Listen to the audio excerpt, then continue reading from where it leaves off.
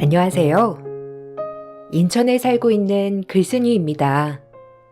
태어났을 때부터 지금까지 정말 시기 좋게도 큰 굴곡 없이 살아왔어요. 절 너무 예뻐하는 부모님과 함께 다복한 가정에서 살아왔고, 성인이 되어서는 절 많이도 사랑해주는 남편을 만나 결혼을 했죠.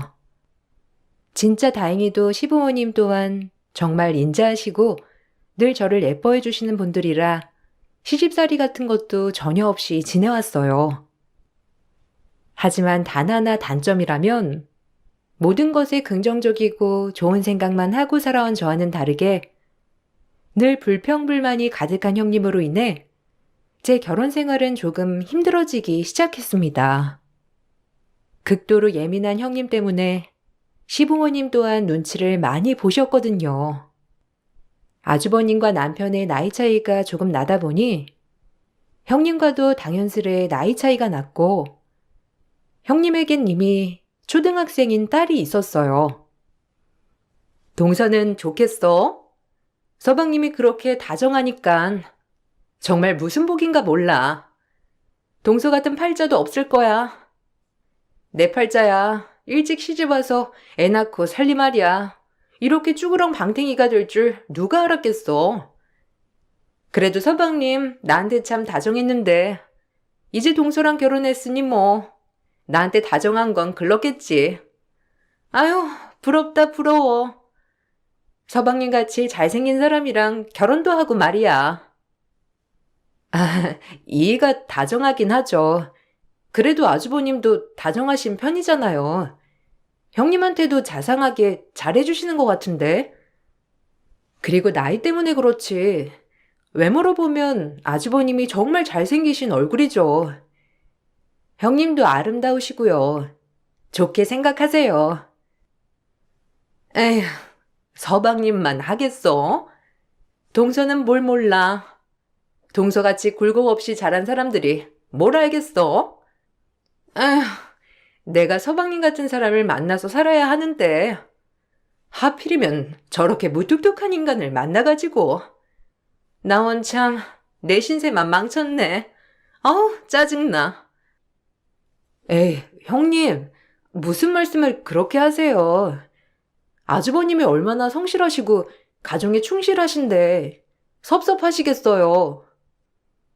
형님은 늘 저를 만나면 아주버님 뒷담화를 하며 저를 부러워하였어요. 그리고 만날 때마다 본인의 신세 한탄하기에 바빴어요. 그런 형님이 정말 이해가 가지 않았습니다. 슬아의 어여쁜 딸을 두고 사는 부부인데도 늘 못마땅하다는 듯이 얘기하는 게 이해가 가지 않았어요. 그렇게 형님이 이해가 가지 않은 날들이었지만 곧이어 그 사실을 알고 왜 그토록 형님이 저를 만날 때마다 제 남편을 들먹이면서 저를 부러워했는지 조금은 알 것 같더라고요. 완전히 이해가 가는 건 아니었지만 말이죠. 형님은 항상 만날 때마다 늘 신세 한탄만 하시더라. 솔직히 아주버님 정도면 정말 괜찮지. 직업 탄탄하겠다 성실하시고 가정에 충실하시기까지 뭐가 그렇게 불만이시길래 늘 나만 보면 그러실까? 가끔 보면 정말 이해 안 간다니까. 너무 일찍 결혼하셔가지고 젊은 나날이 후회되나? 그래서 우리 보고 부러워서 그러는 건가? 하여튼 좀 특이하셔 정말. 아, 형수님, 나 결혼하기 전까지 매번 내가 이상형이었다고 늘 그러더라고. 뭐 연상인 남자는 처음 만나봤다나? 그 연상인 남자가 우리 형인 거고. 근데 처음엔 나도 그냥 나 기분 좋으라고 한 얘기인 줄 알았는데 맨날 들으니까 조금 소름 돋는 거야. 계속 이상형이다 어쩐다. 내가 도련님을 만났어야 했다. 뭐 이런 얘기만 하니까 점점 듣기 싫어지더라고. 어머, 진짜? 웬일이야? 난 정말 까맣게 몰랐네. 그래서 나한테 그렇게 부럽다고 한 거구나. 자기가 이상형이니까. 근데 자기랑 형님이랑도 나이 차이 엄청나지 않아? 형님은 연하남이면 그저 좋은가? 진짜 특이하시네. 아주버님 섭섭하겠다. 지금은 어떨지 모르겠지만 당신 만나기 전까지 계속 그랬어. 결혼하지 말라는 둥, 그 여자가 부럽다는 둥. 형이 불쌍하지. 형은 진짜 형수밖에 모르고 사는데. 형은 그냥 형수님이 장난치는 줄 알았을걸? 난 진짜 소름 돋던데. 그러게. 한두 번도 아니고 매번 자기 만날 때마다 그랬다는 게 소름이 돋긴 하네. 진짜 쇼킹이다. 이제 다 이해가 가. 남편이 해준 얘기를 듣고 소름이 조금 돋았지만 그냥 그때까지는 그러려니 했어요. 하지만 이 얘기를 들어서 그런지 형님네와 만나는 자리가 있으면 묘하게 형님이 하는 행동이 조금 소름이 돋기 시작했어요.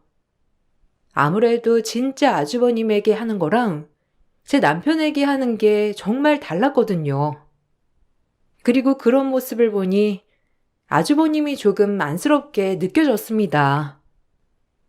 서방님, 이것 좀 드셔보세요. 이거 서방님이 좋아하는 거잖아요.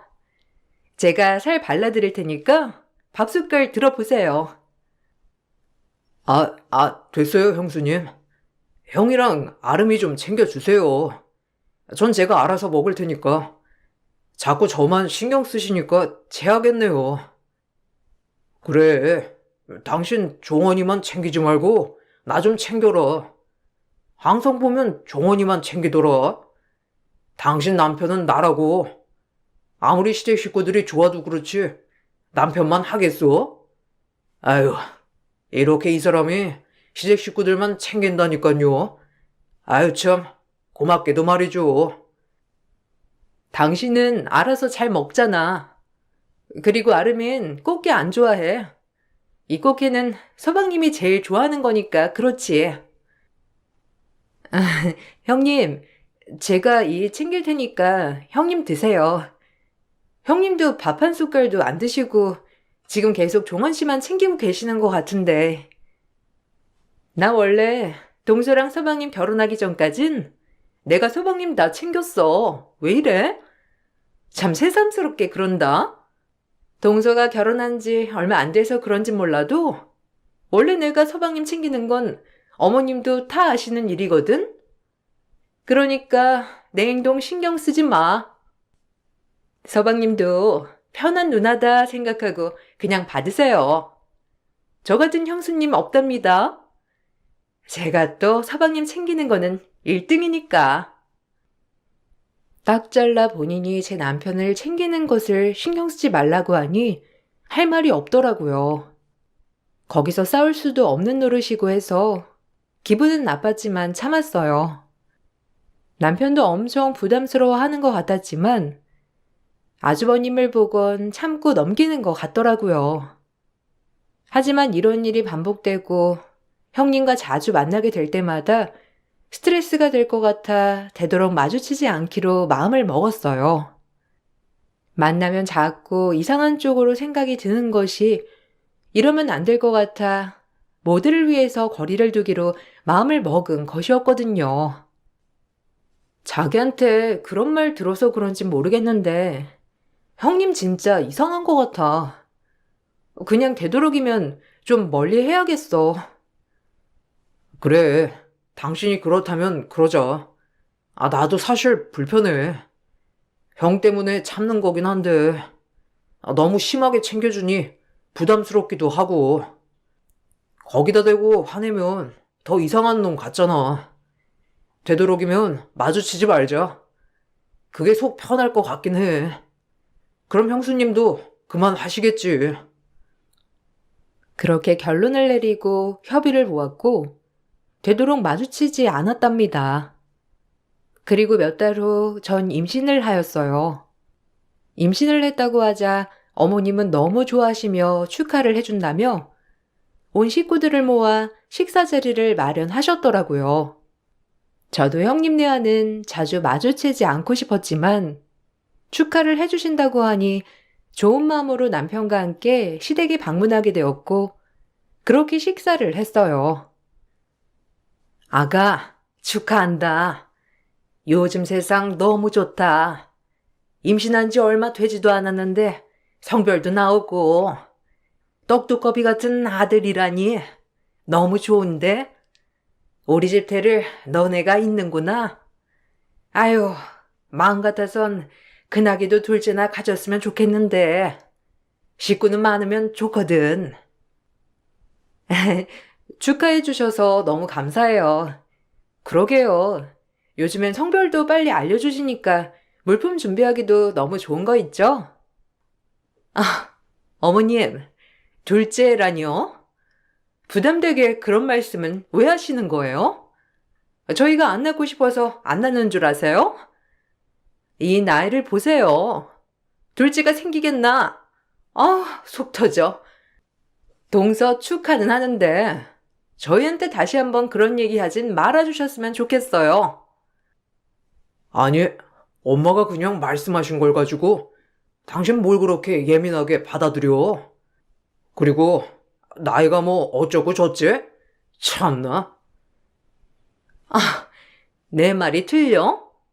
당신이 서방님이랑 같냐고. 나이도 훨씬 많아가지고. 둘째는 무슨? 어쨌든 어머님 말 조심 좀 해주세요. 그래. 내가 둘째 내가 임신했다고 하니 너무 기분이 좋아서 그만. 너희한테 부담을 준 것 같네. 미안하다. 화 풀으렴. 형수님, 너무 과민 반응하시는 거 아니에요? 그리고 형 나이에 첫째 낳는 사람도 많은데요, 뭘. 그렇게 화내시니까 분위기가 이상해졌네요. 뭐 어쨌든 형수님도 기분 푸시고 오늘 좋은 날이니까 맛있게 식사하고 좋은 얘기만 나누도록 하죠. 둘째를 안 낳고 싶어서 그런 게 아니라 일을 생각하니 이런 말이 나와버렸네요. 이해하세요. 이게 현실인걸요. 제 임신 축하 자리에 시어머니의 바람 한 스푼이 이렇게 큰 파장을 몰고 왔어요. 형님은 제 남편이 화를 풀라고 하니 그제야 화가 풀린 것 같았고 아무렇지 않게 식사를 하였습니다. 저 역시 민망 뻘쭘함에 조금 어이가 없었고요.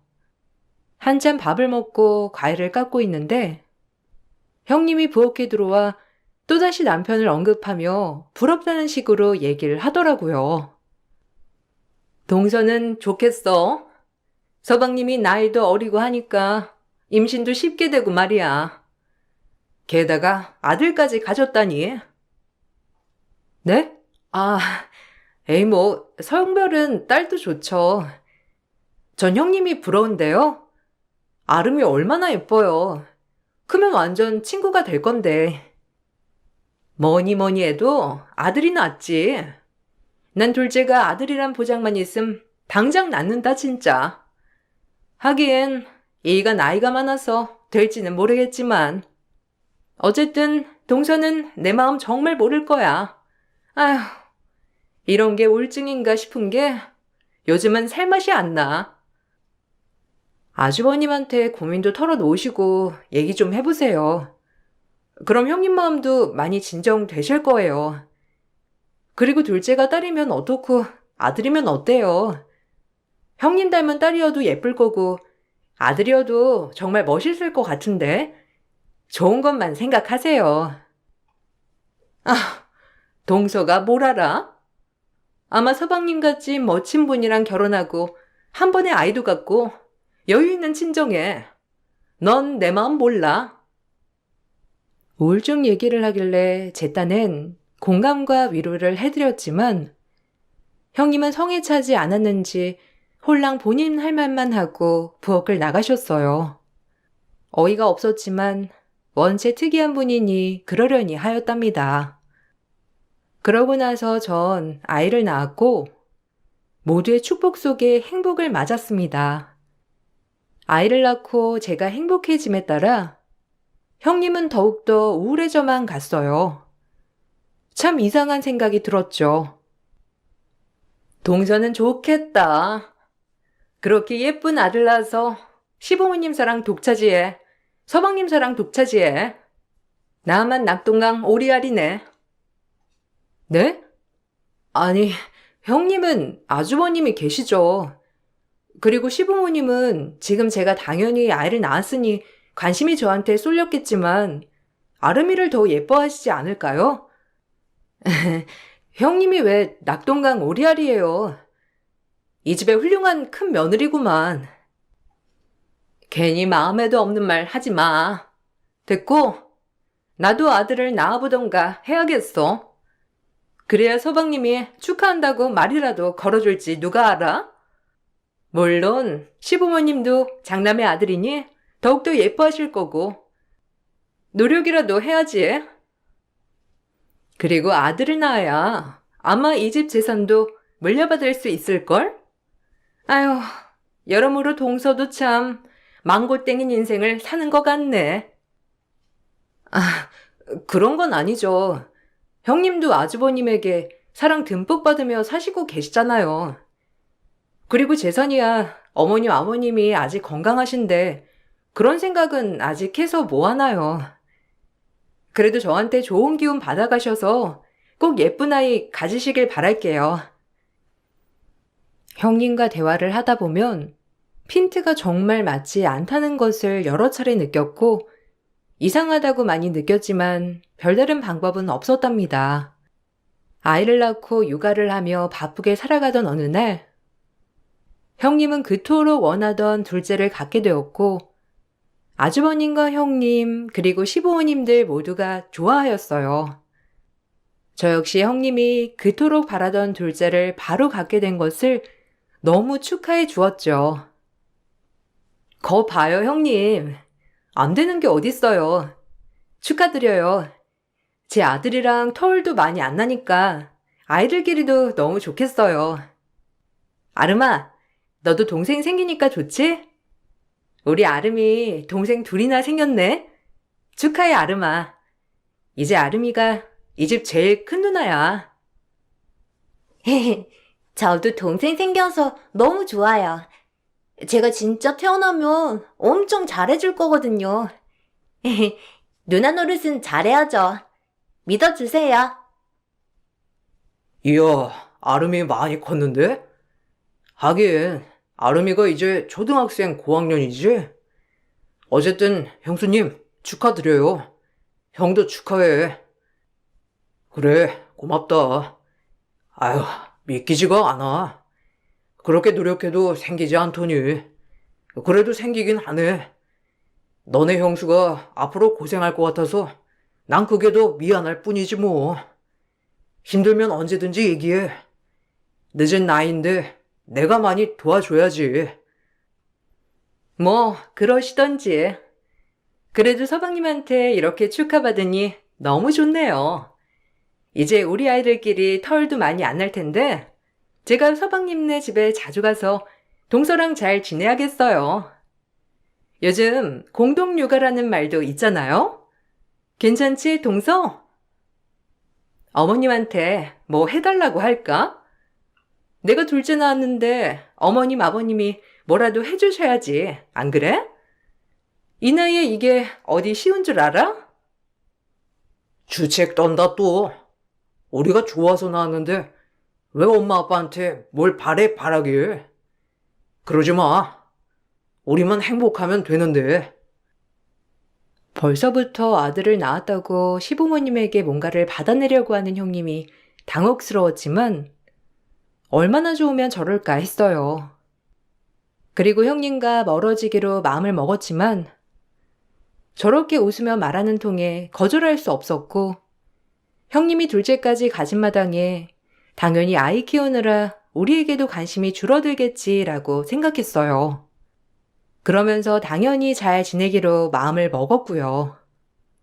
그리고 형님은 출산을 했고 정말 바라시던 아들을 낳게 되었어요. 둘째를 낳고 싶은 마음을 먹은 지 8년 만에 얻은 금지옥엽 아들이었죠. 형님과 아주버님이 너무 좋아하니 저 역시 마음이 참 좋으면서 풍요로운 생각이 들었어요. 우리 귀한 아들 정말 잘 키울 거예요. 어떻게 얻은 내 아들인데. 아우, 내 아들이지만 너무 잘생기지 않았어? 그러게요. 너무 예뻐요, 형님. 형님이랑 똑 닮은 것이 진짜 오목조목 잘생겼어요.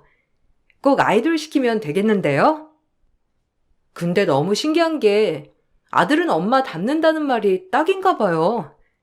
어쩜 형님 얼굴만 있고 아주버님은 하나도 없는데요? 참나, 무슨 말을 그렇게 해? 그리고 엄연히 따지면 우리 집 대를 이을 아들이잖아. 뭐든지 아들이 해달라는 건 다 해주고 키울 거야.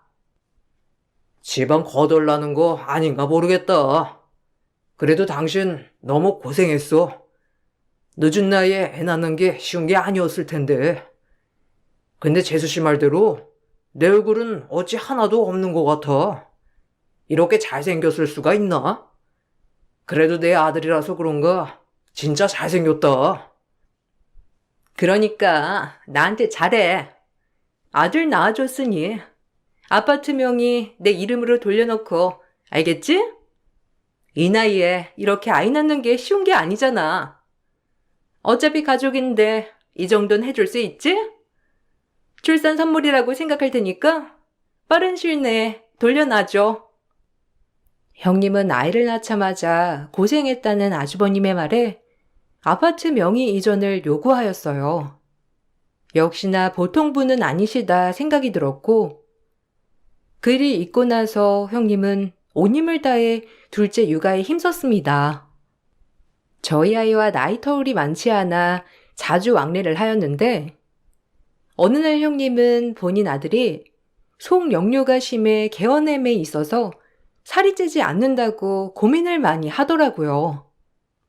저 역시 같은 고민을 했던 터라 형님의 고민을 덜어드리고자 제가 했던 방법을 제시해 주었고, 형님도 좋아하였어요.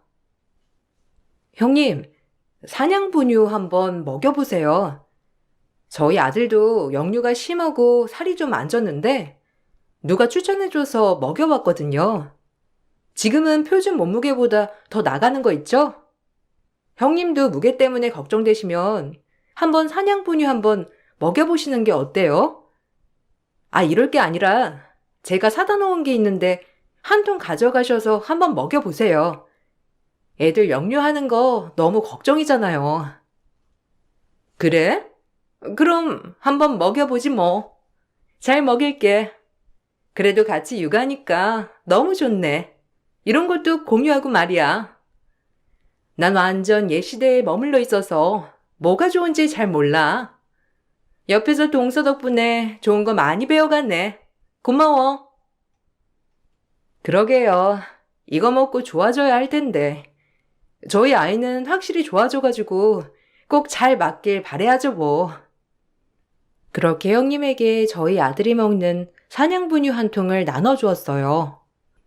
그저 조카가 이것을 먹고 개원햄과 속역류가 좋아지기 바랄 마음뿐으로 말이죠. 그렇게 전 그 일을 까맣게 잊고 지냈는데, 며칠 뒤 형님에게 화가 난 말투로 전화가 왔습니다. 다짜고짜 너무 화를 내셔서 저 역시 역정이 나더라고요. 이유 불문하고 바로 화부터 내니 저 딴에도 기분이 나빴거든요.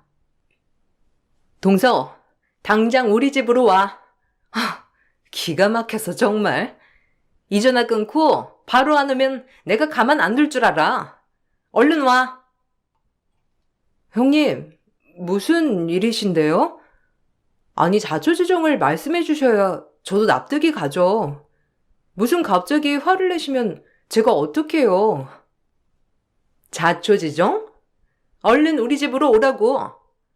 뻔뻔한 게 아주 하늘을 찌르네.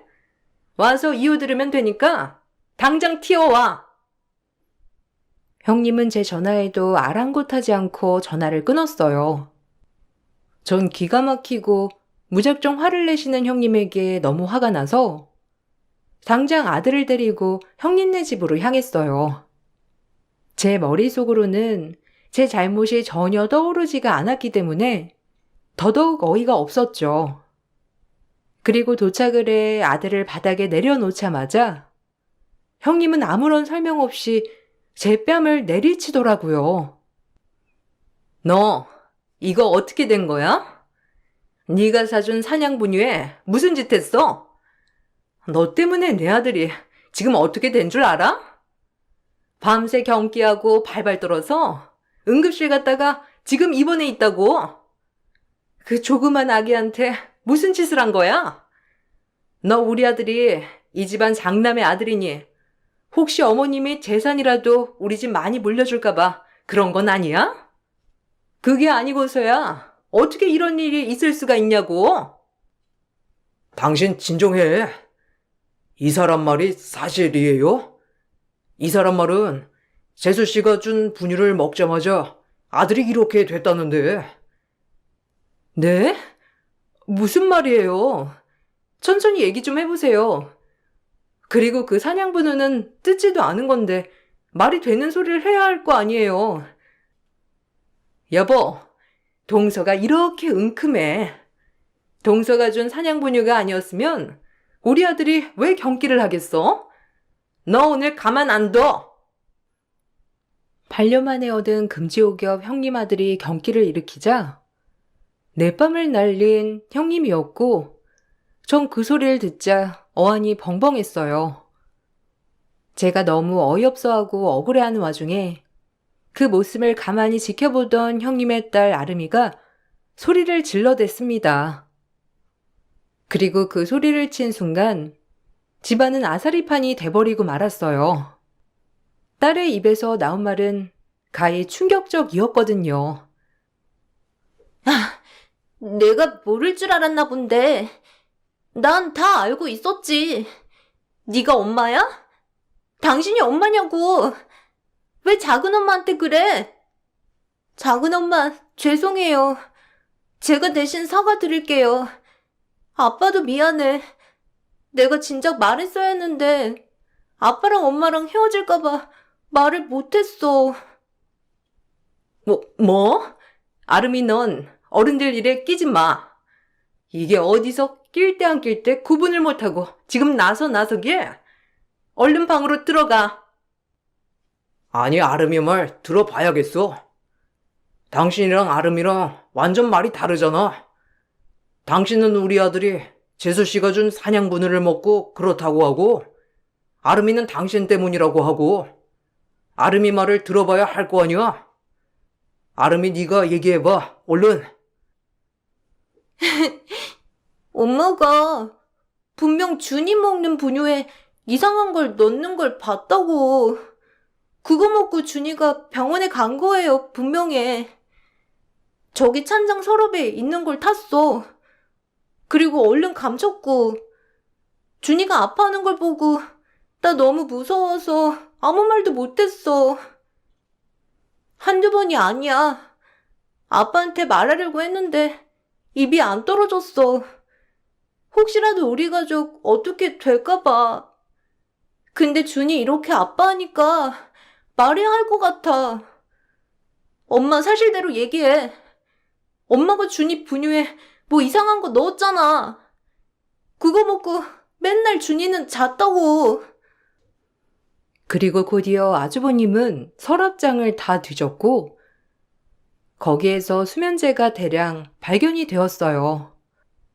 아이가 먹는 분유에 수면제를 타서 늘 재워왔더라고요.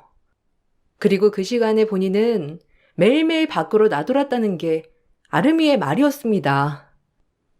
항상 엄마가 뭘 타는지 궁금했었는데 어느 날 그걸 먹자마자 경기를 했던 것이죠. 그리고 그 모습을 보고 조카는 충격을 받았던 거예요. 아, 아들한테 수면제를 먹이고 외출을 해? 정신 나간 거 아니에요? 저 갓난쟁이가 뭘 한다고 어떻게 그럴 수가 있어요? 웃기지 마. 아름이 너 거짓말 할래? 작은 엄마가 준 분유 먹고 그런 거잖아. 그리고 그건 유산균이었다고. 수면제가 아니라. 똑바로 말해. 너 아름이 말이 다 사실이야? 요 근래 하도 밖으로만 나돈다 했지. 이 수면제는 그럼 뭐야? 맞잖아. 엄마 맨날 아기 잔다고 나갔잖아. 아빠한테 얘기하지 말라고 하고. 엄마도 아니야. 넌 엄마도 아니라고. 아주버님과 딸아이의 말에 궁지에 몰린 듯 한참 머리를 굴리더라고요. 그러다 제가 결정타를 날려버렸고 그 말에 형님은 결국 두 손 두 발 다 들고야 말았어요. 그리고 형님의 말은 정말 기가 막히고 코가 막힐 따름이었답니다. 정말 정신병자 그 자체였어요. 워낙에 잘생기고 어린 남자를 좋아하는 건 알았지만 이 정도일 줄은 몰랐거든요. 사람이 제일 무섭다는 말이 가장 와닿았어요. 그럼 경찰에 넘기죠. 조사해보면 알겠죠. 이 분유에 제가 뭔 짓을 했는지. 기막혀. 그러고 내 뺨을 쳐? 당신이 인간이야? 쟤를 뒤집어 씌우는 것도 모자라 뻔뻔하게 뺨까지 날리다니. 그냥 경찰 불러요. 전 쫄리는 거 전혀 없으니까. 그래, 경찰 불러.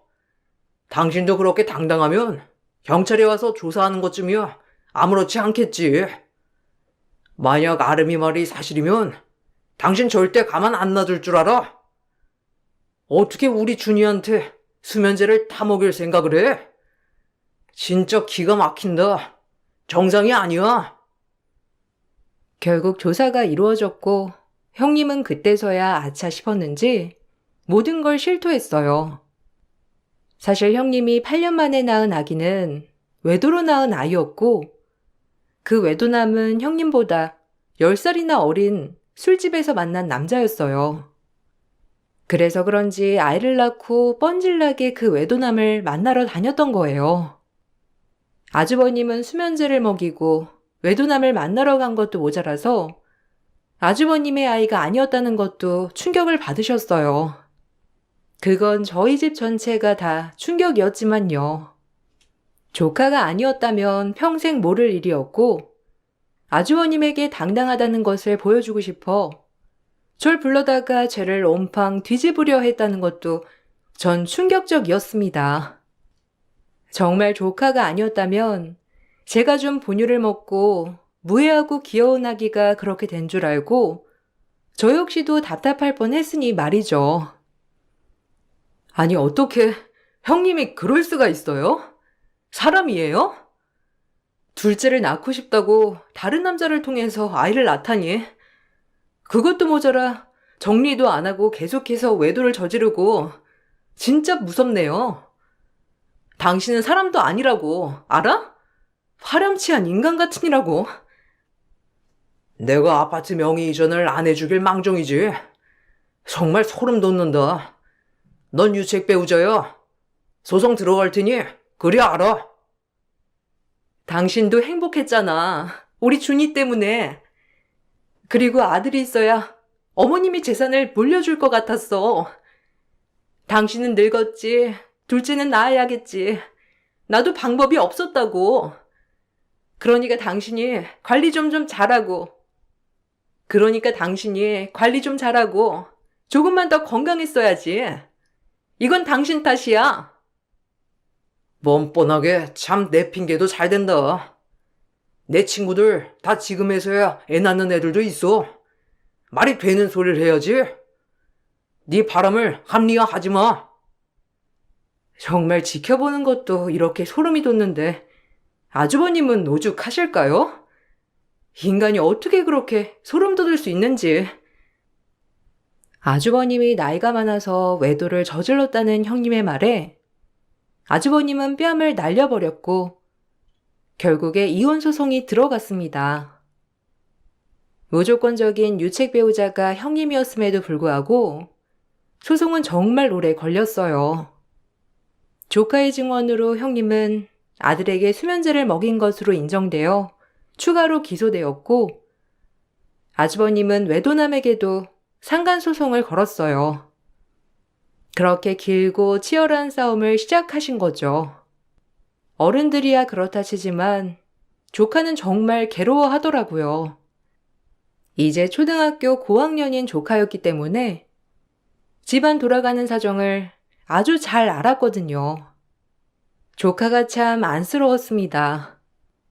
길고 긴 1년 4개월 만의 소송 결과 결국엔 아주버님에게 상간남과 형님은 이자료를 배상하라는 판결이 떨어졌고 양육권과 친권 또한 박탈당했어요.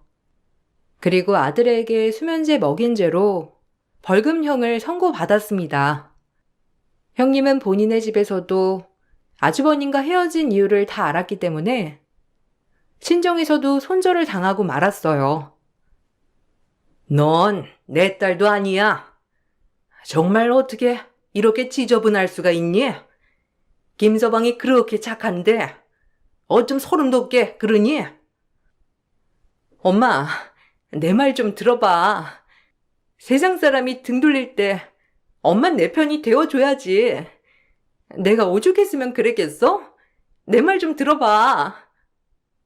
안 들어도 다 알겠다. 내 딸 내가 모르겠니? 평생 욕심만 많아가지고 넌 네 복을 네가 찬 거야. 다신 연락 마라.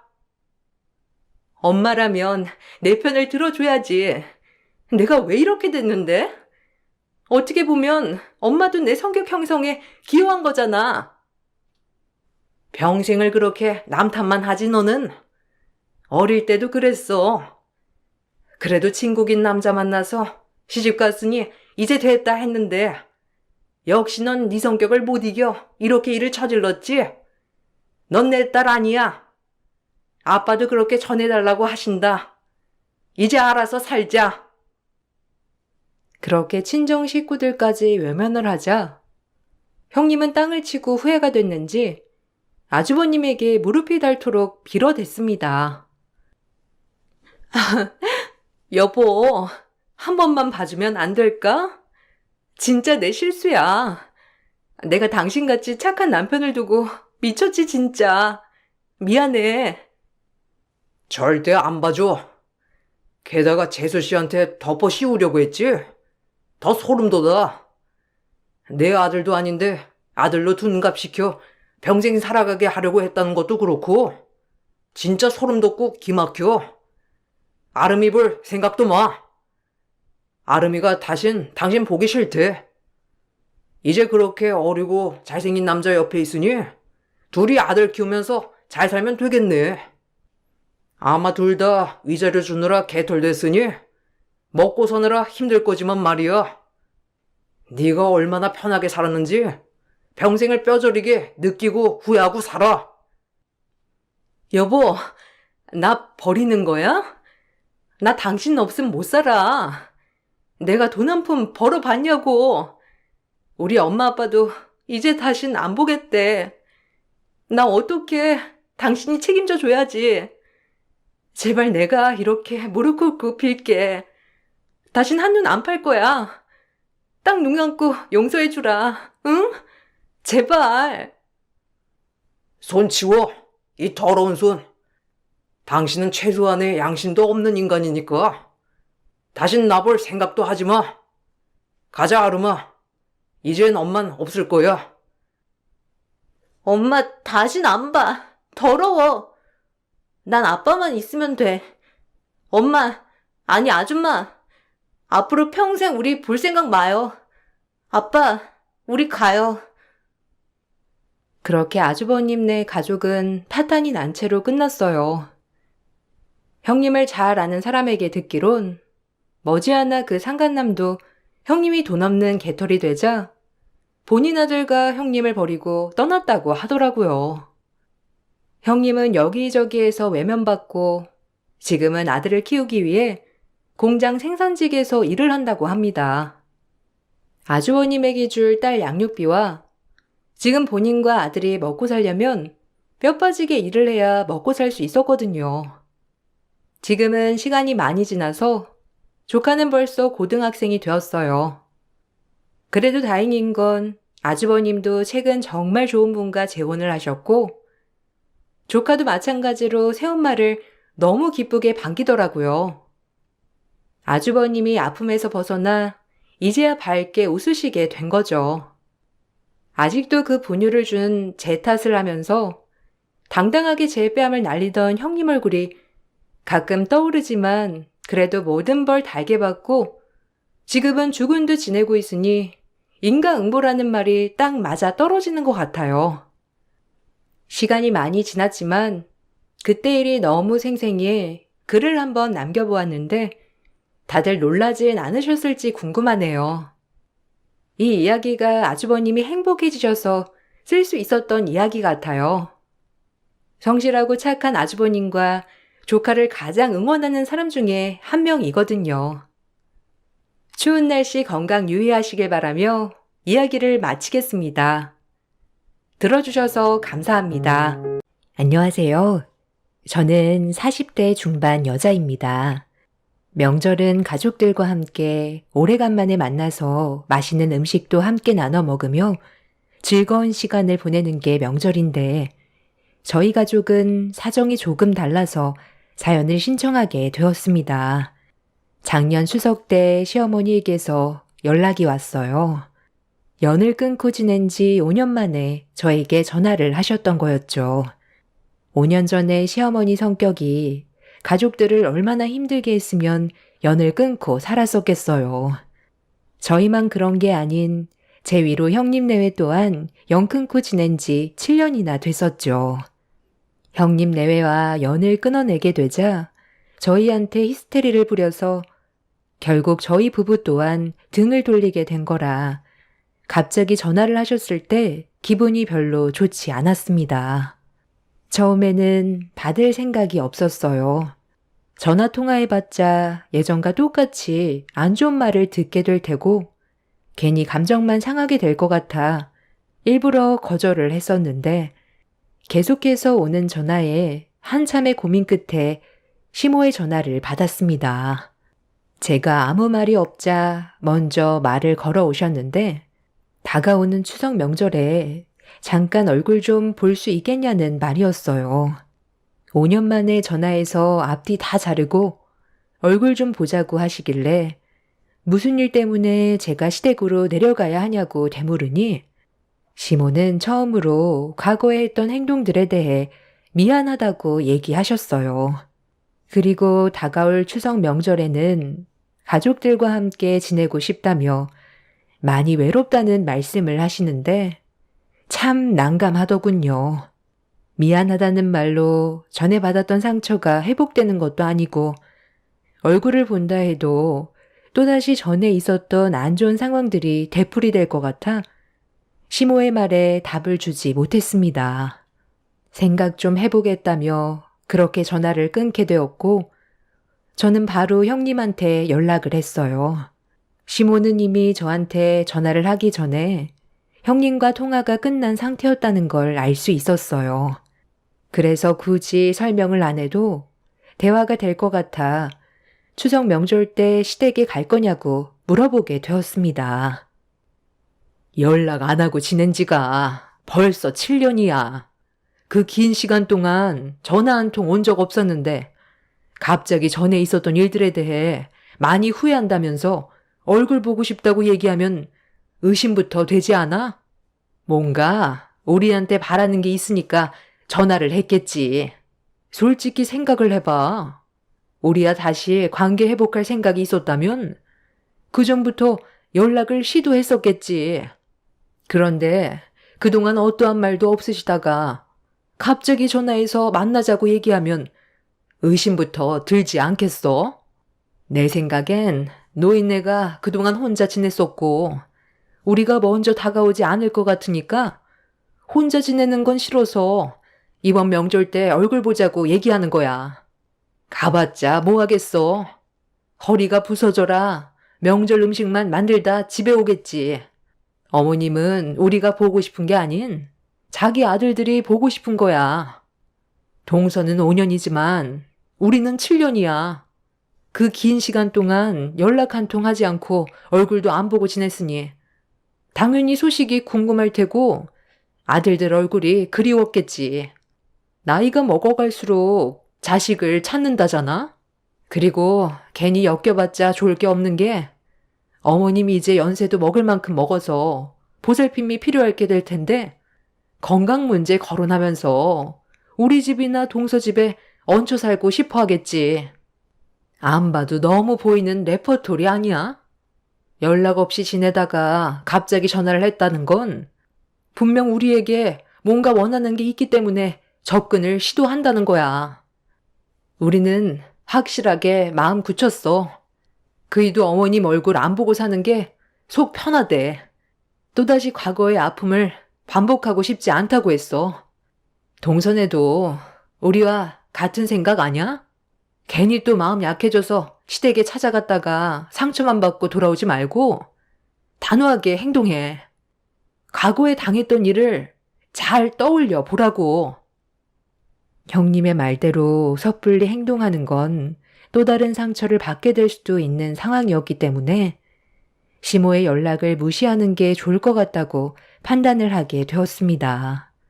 시모와 연을 끊고 지냈던 이유는 저와 형님을 너무 힘들게 했어요. 예전에 올감이라는 유명한 영화에 시모가 며느리에게 저질렀던 행동들과 비슷한 정도라고 하면 이해가 빠르실 겁니다. 그 영화를 본 적이 없으셨던 분들도 계시기 때문에 대충 설명을 드리자면 아주버님과 남편이 앞에 있을 때는 온갖 착한 척, 약한 척 하다가도 잠깐 자리를 비우는 상황이 생기면 그때 시모의 본성이 드러나 저와 형님을 괴롭혔습니다. 막말과 욕설은 기본에 잠깐이라도 시모의 말에 불만이라도 갖는다면 머리채 잡히는 건 기본이었어요.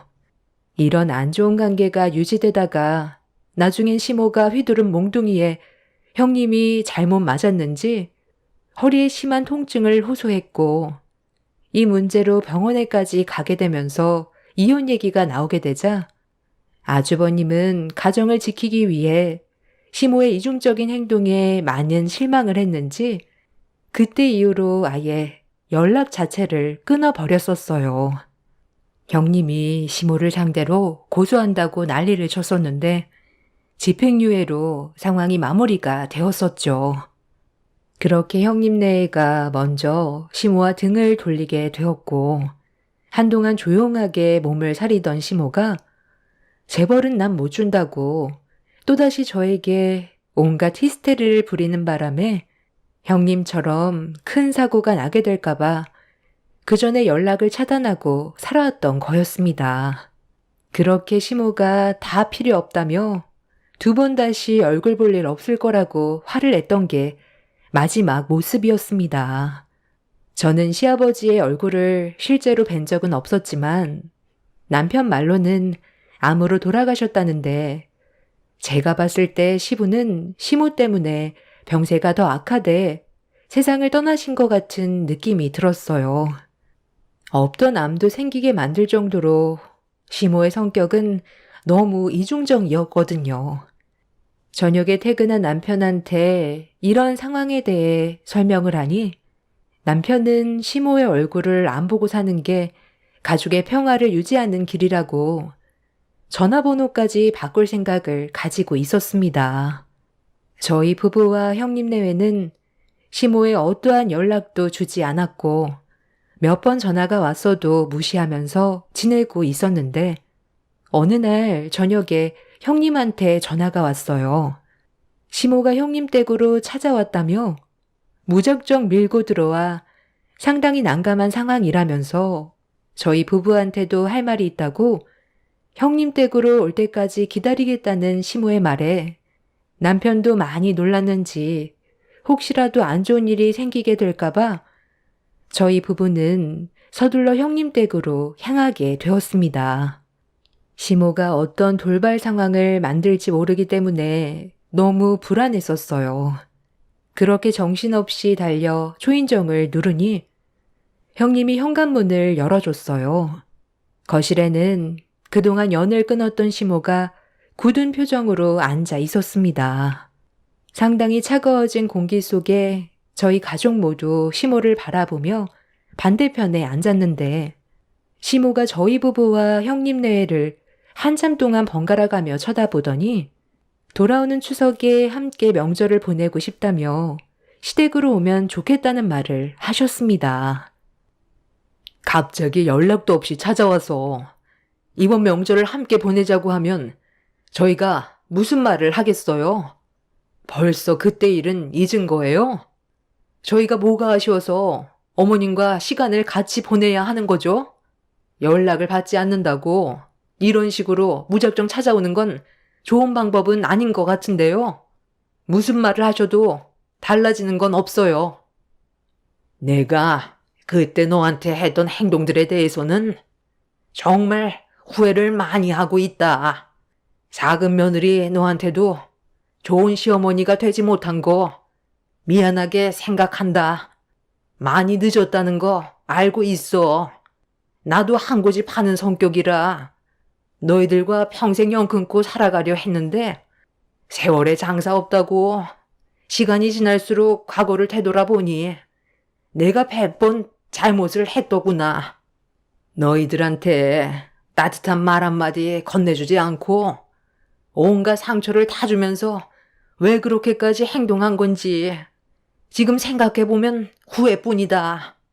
그래서 지금이라도 우리 관계를 회복하고 싶어서 너희들한테 계속 연락을 시도했던 거고 전화로는 안 될 것 같아 무작정 찾아와서 대화를 하고 싶었다. 어머니가 이런다고 해서 과거의 아픔들을 회복할 수 있다고 생각하는 거예요? 그동안 어머니가 보여줬던 이중적인 행동들이 아직까지 이 사람을 힘들게 하고 있어요. 그런데 이제 와서 과거에 있었던 일들에 대해 후회하니까 다시 좋은 관계로 발전해 나가자고요. 그렇게는 힘들죠. 어머니 때문에 또다시 얼굴 붉히게 되는 일을 경험하고 싶지 않다고요. 그러니 제발 혼자 사세요. 저희가 행복하게 사는 걸 원한다면 그렇게 해주셔야죠. 할 말 끝났으면 그만 일어나 볼게요. 암이다. 너희 아버지가 이겨내지 못하고 결국 세상을 떠나게 됐었던 암이 내 몸에도 자라고 있다는 걸 최근에 알게 됐어.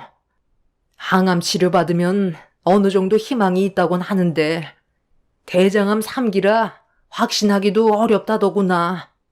입원하기 전에 너희들과 이번 명절 같이 보내고 싶은데 엄마 부탁 들어줄 순 없겠니?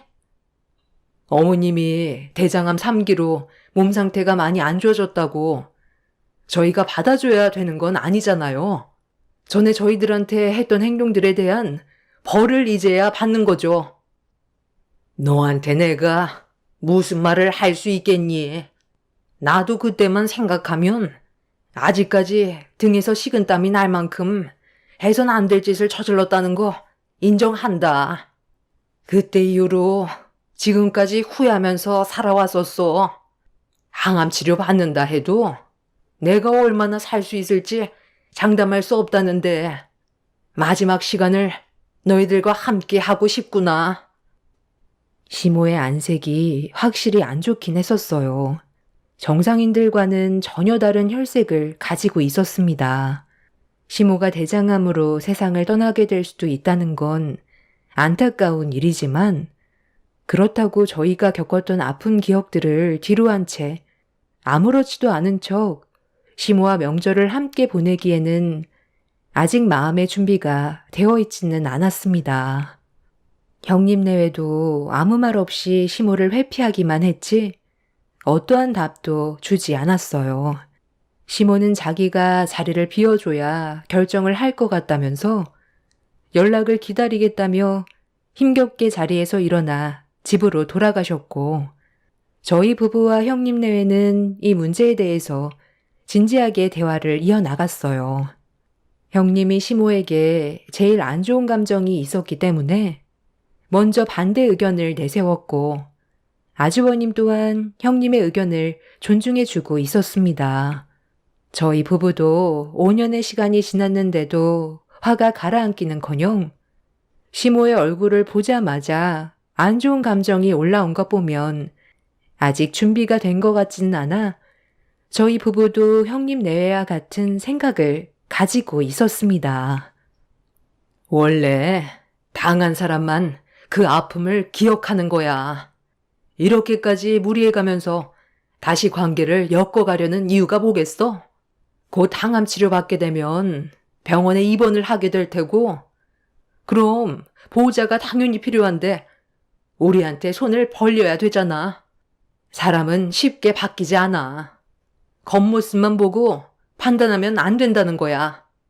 속으로 어떤 생각을 가지고 있는지 그건 아무도 모르는데 어머님이 암에 걸렸다고 해서 괜한 동정심으로 도와줬다가 결국 우리만 또다시 상처를 받게 된다고. 어머님이 여기까지 찾아온 이유는 수발 들어줄 사람이 필요해서지 과거에 대한 잘못을 뉘우치고 있는 건 아닌 것 같아. 이럴 때일수록 우리도 냉정하게 판단해야 돼. 저도 그렇게 생각해요. 예전에 어머님이 보여줬던 이중적인 모습들을 보면 충분히 그러고도 남을 것 같아요. 지금까지 연락 한 통 없다가 갑자기 암 때문에 관계 회복을 한다는 게 너무 억지스럽긴 하죠. 진심으로 뉘우치고 있다는 분이 눈물 한 방울 흘리지 않고 눈빛이 간절해 보이는 것도 아니잖아요.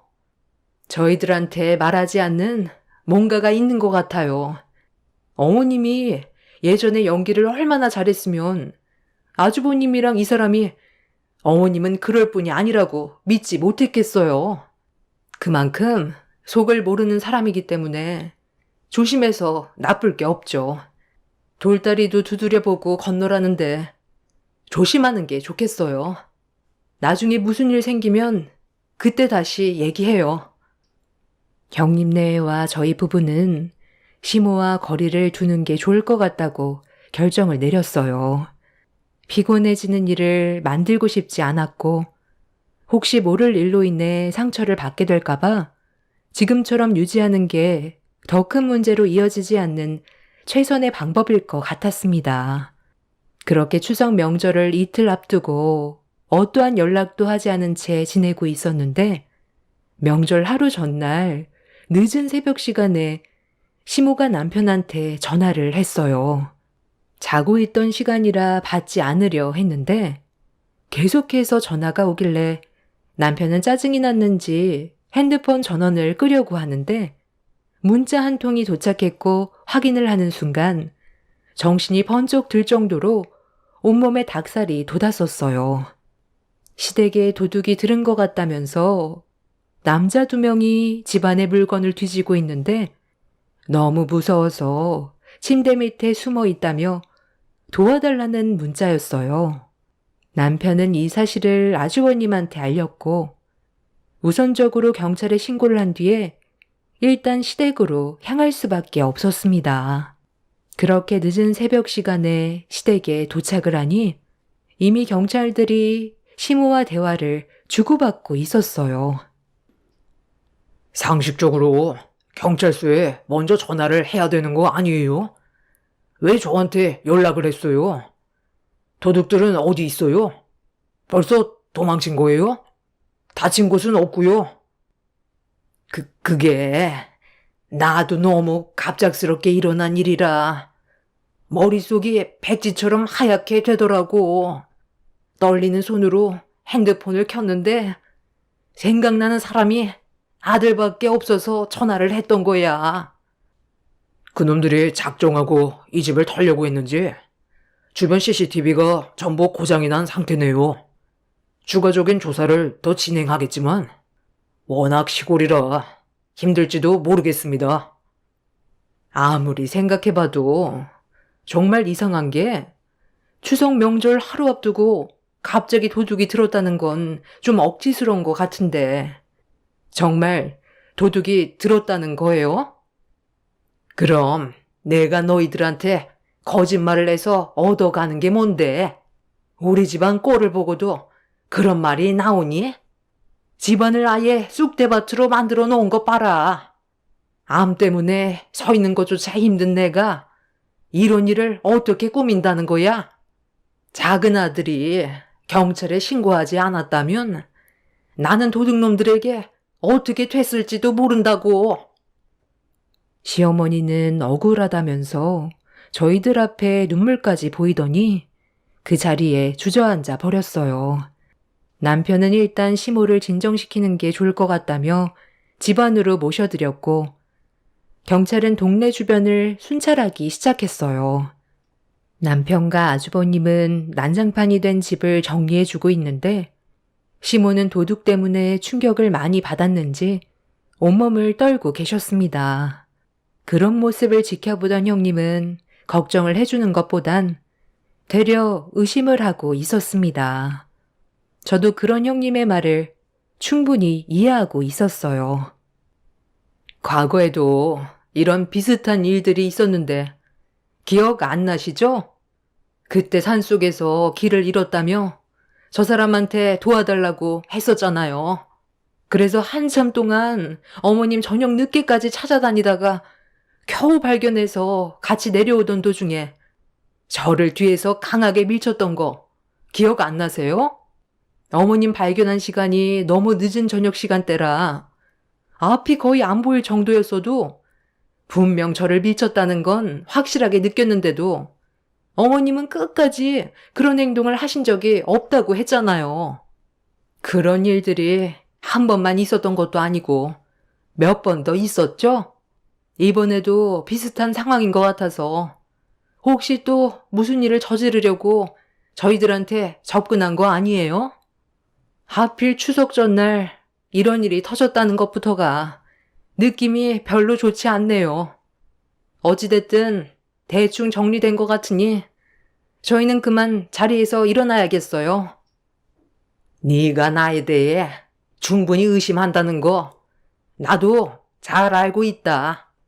그런데 몸이 안 좋은 내가 이런 짓을 뭐하러 꾸미겠어. 추석 명절 때 빈집 털이범 많다잖아. 너희 시아버지가 세상을 떠난 뒤로 집안 관리는 아예 손도 대지 못하고 있으니까 범죄자들의 범행 대상이 되는 걸 테지.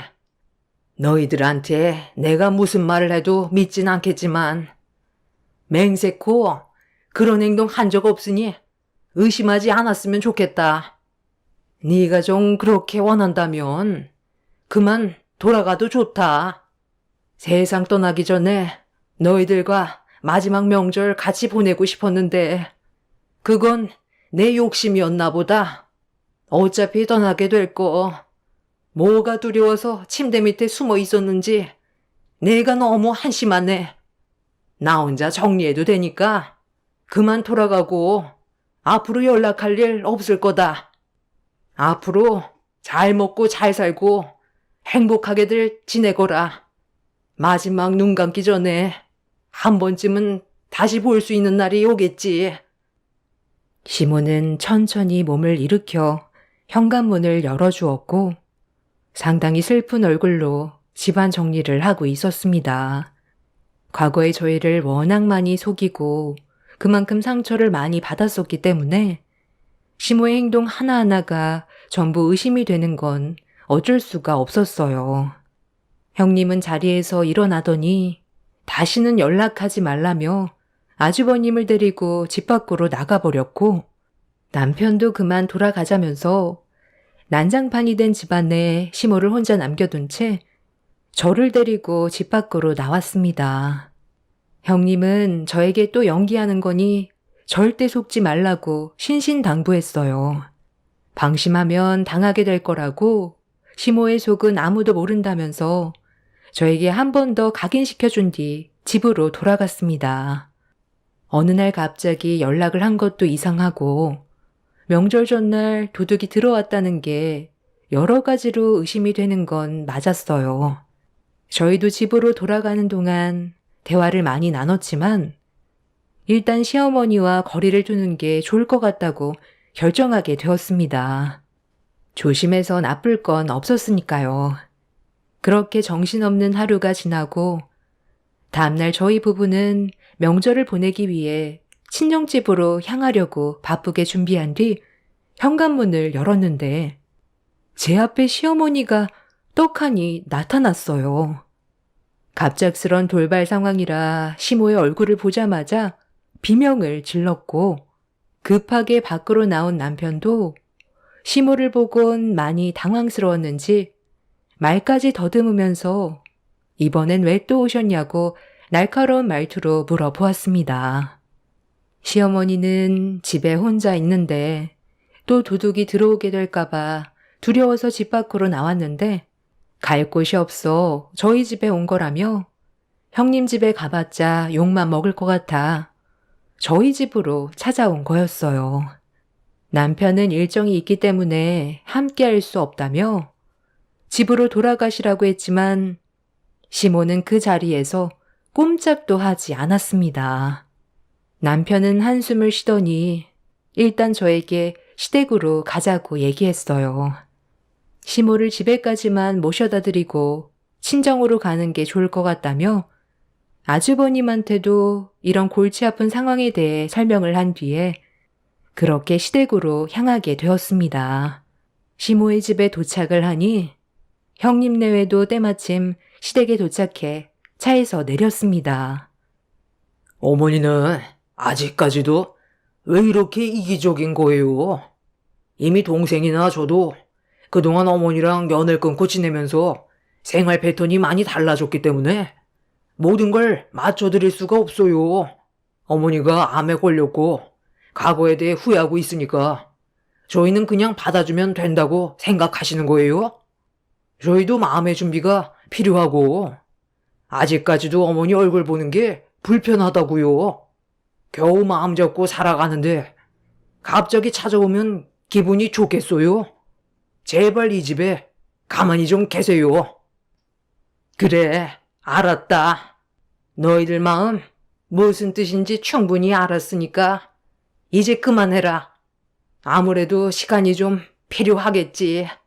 그럼 잠깐 와서 밥 한 끼만 같이 하면 안 될까? 그래도 명절이고 오래간만에 한자리에 모였는데 한 끼 정도는 괜찮잖아. 앞으로 절대로 귀찮게 안 하고 마음 풀릴 때까지 기다릴 테니 한 숟갈만 뜨고 가라.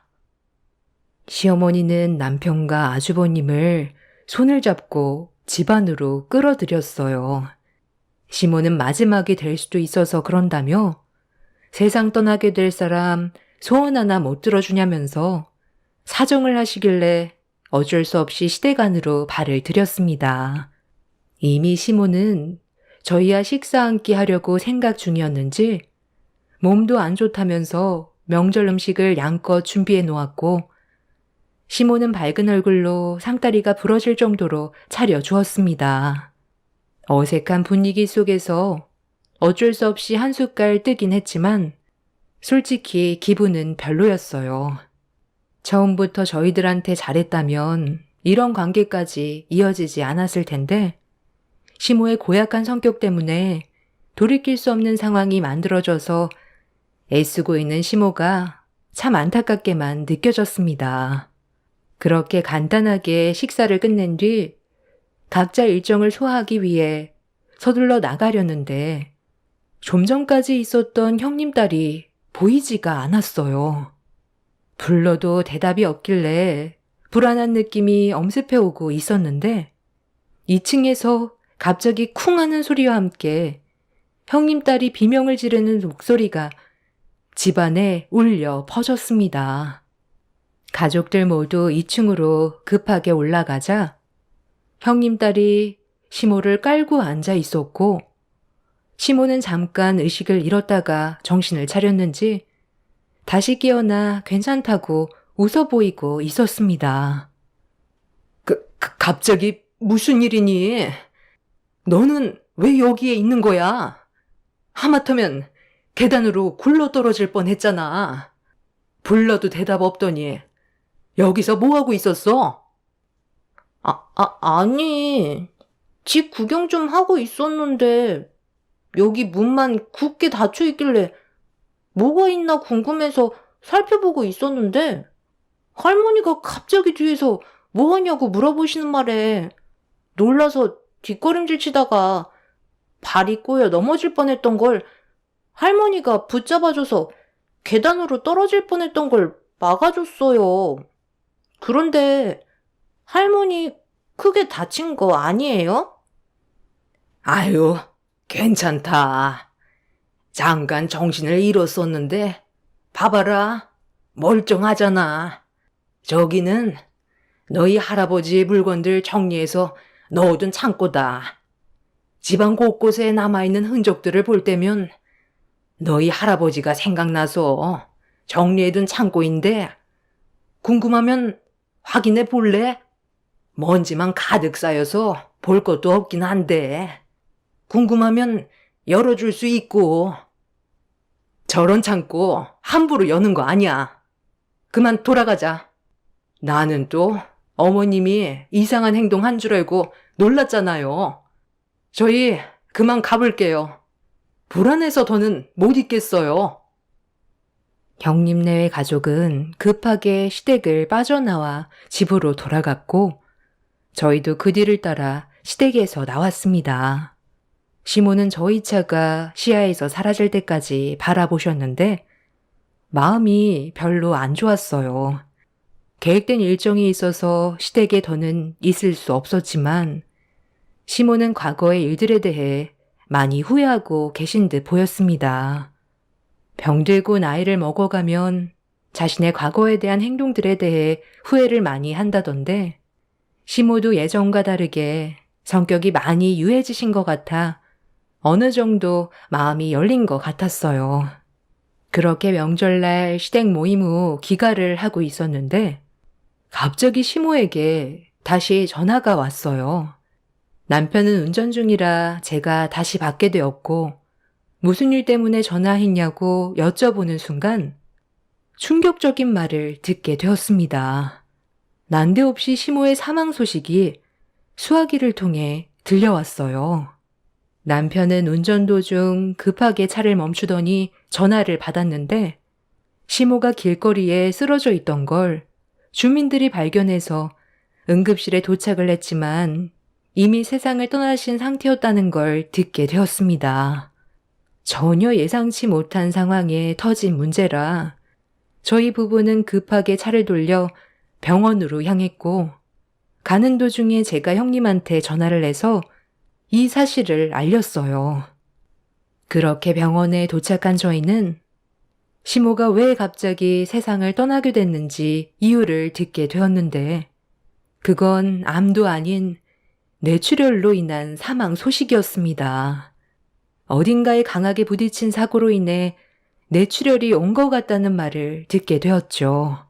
그 말에 충격에 빠진 저와 남편은 좀 전에 시댁에 있었던 일들이 떠올렸고 형님 딸이 계단에서 굴러 떨어지려는 걸 시모가 막다가 테이블 모서리에 머리를 부딪히면서 뇌출혈이 온 것 같았습니다.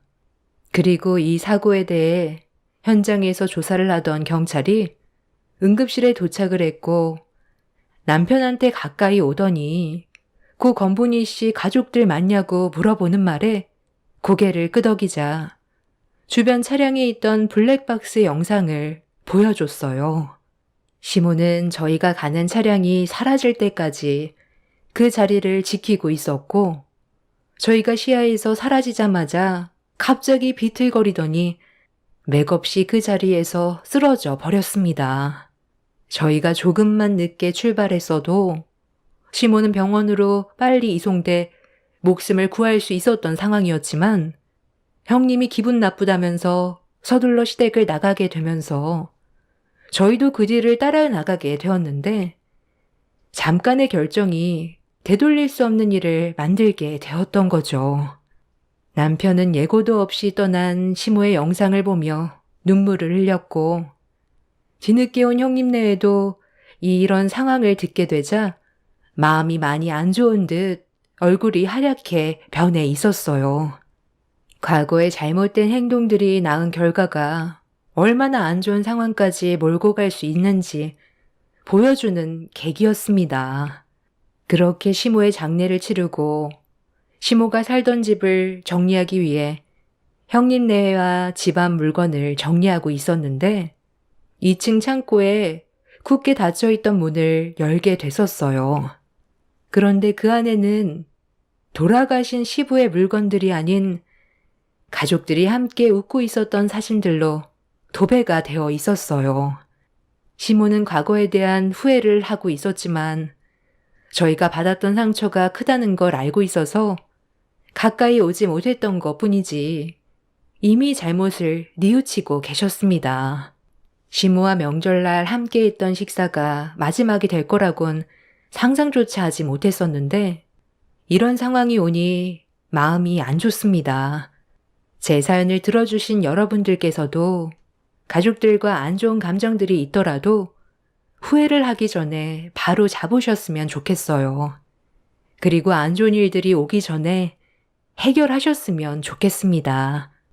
가족이 얼마나 소중한지 이번 일을 통해서 많이 느끼게 된 것 같습니다. 여러분들의 가정에도 언제나 축복이 함께 하시길 바랍니다. 감사합니다. 안녕하세요. 파주에 살고 있는 40대 워킹맘이에요. 이 글을 쓰기까지 고민을 많이 했지만 아무에게도 하지 못했던 이야기이기 때문에 한 번쯤 제 이야기를 해보고 싶었어요. 어려서 가난한 부모님 밑에서 자라다 보니 돈의 절실함을 많이 느끼고 컸고 늘 인생 한 방이다 외치는 아버지 때문에 착실하게 돈을 모아서 남한테 아쉬운 소리를 하고 살고 싶지 않다고 생각했어요.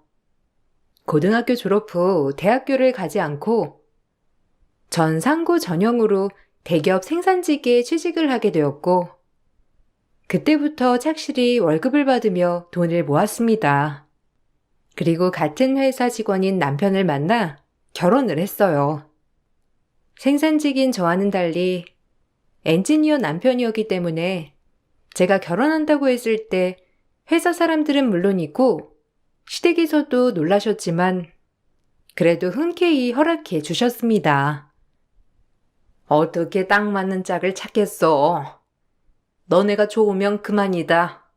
잘 살아. 고등학교 졸업하자마자 10년 동안 한 회사에서 그렇게 오래 일했던 거 보면 뚝심도 깊고 끈기도 있어 보여. 그런 부분을 참 높게 사는 거야. 그러니 부디 잘 살렴. 어머님, 감사합니다. 어떻게 보면 제가 성에 차지 않을 수 있겠지만 그래도 허락해 주셔서 감사해요. 저희 잘 살게요. 고마워요, 엄마. 저희 잘 살게요. 엄마가 저 반듯하게 키워주셨으니 결혼하고 엄마한테 실망시키는 일 없을 거예요. 그래, 계속 보니까 둘이 닮은 것도 같네. 닮은 부부들이 잘 산다는 말이 많더라. 너희도 아마 잘 살 거야. 친구들은 분명 남편네 집에서 절 반대할 거라고 했지만 생각보다 수월하게 결혼을 하게 되었고 그렇게 유부녀가 되었어요. 남편은 3형제였는데 어머니 홀로 일찍이 아버님을 여의고 삼형제를 키우신 분이었어요. 아들들을 잘 키운 나머지 다들 서울의 네로라 하는 대학교를 들어갔고 아주버님은 의사, 남편은 엔지니어, 그리고 도련님은 금융업에서 종사했습니다. 다들 아주 빵빵한 엘리트였고 전 고작 생산직이었지만 형님 되시는 분은 아주버님과 마찬가지로 의사였어요. 하지만 단 한 번도 의사라고 절 무시하거나 업신여기진 않았고 오히려 절 동등한 인격으로 대해주시는 따뜻한 분이었습니다. 동서, 내시경 해야 한다고 했지? 내가 우리 병원 예약해 줄 테니까 빨리 와서 받아. 그래도 가족이면 할인도 될 거야. 어머, 감사해요. 형님 덕분에 싸게 좋은 데서 받을 수 있게 된 것 같아요. 제가 언제 한번 식사 대접할게요. 괜찮으시죠? 아유, 그럼 나야 좋지. 고마워. 사실 별거 아닌데 이렇게까지 고마워하니까 내가 다 고맙네. 나중에 쇼핑도 하고 그러자. 저한테 이렇게 잘해주셔서 감사해요. 사실 결혼 전에 주눅이 좀 들었는데 이렇게 대해주시니까 너무 감사한 거 있죠? 에이, 주눅이 왜 들어? 각자 역할만 잘하면 되는 거지. 난 동서랑 정말 잘 지내고 싶거든. 우리 자매처럼 잘 지내자. 형님과는 정말 잘 지냈지만 도련님이 결혼한다고 하면서부터 한 번도 느껴보지 못하는 모멸감을 많이 느끼게 되었고, 동서되는 사람은 도련님과 마찬가지로 은행원이라고 하더라고요. 동서는 고졸인 저를 은근히 무시하면서 까내리는 인격을 가진 사람이었습니다. 뭐든 저보다 본인이 잘났다고 생각을 하면서 저에게 대놓고 막말을 하였거든요. 형님은 그럼 생산직인 거예요? 아, 아주버님이랑 그럼 결혼할 때 어머님이 반대 안 하셨어요? 와, 어머님 최고이시다. 그렇지. 어머님이 다행히 좋게 받아들여 주셨어.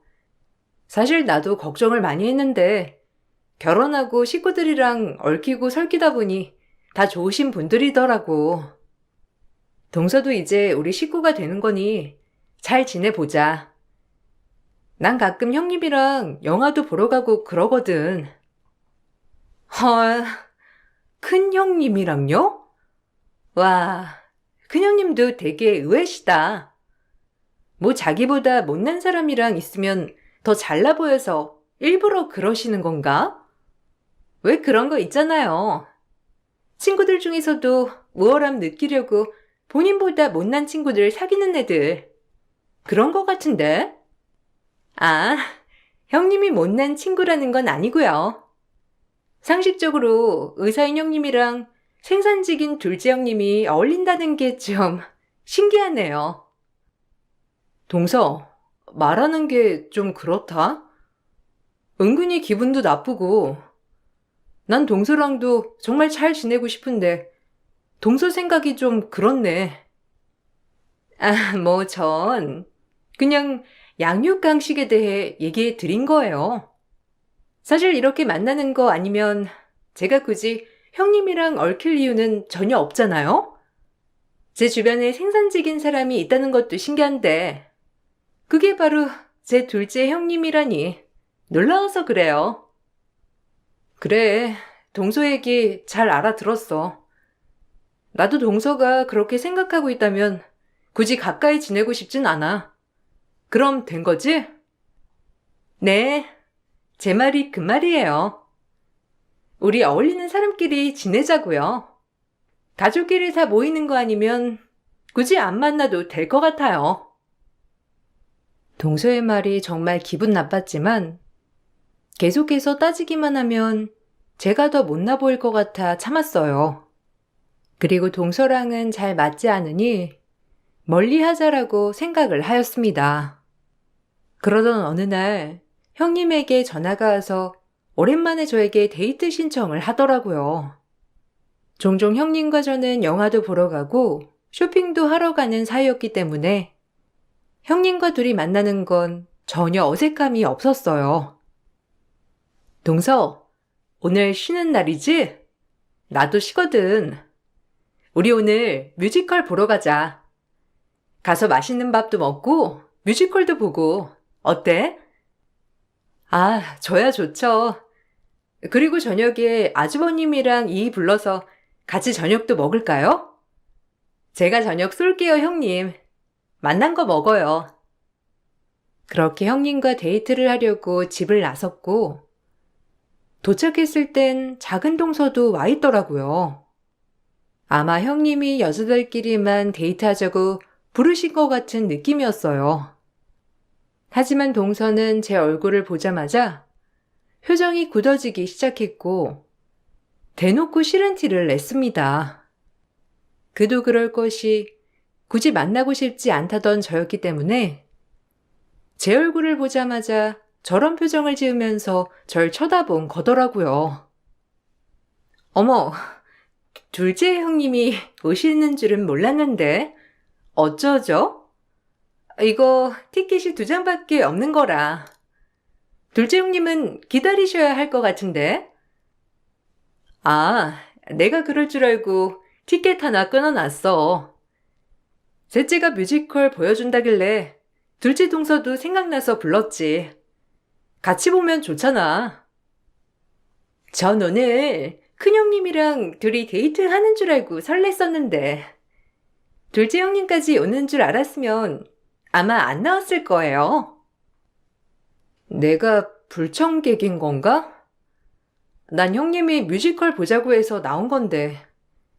뭐 그렇게 싫으면 내가 갈게. 동서랑 형님이랑 편하게 데이트하면 되겠네. 나도 몰랐으니까 그렇게 보지 말아줘. 형님, 죄송해요. 저 그냥 먼저 가볼게요. 아무래도 그게 맞네요.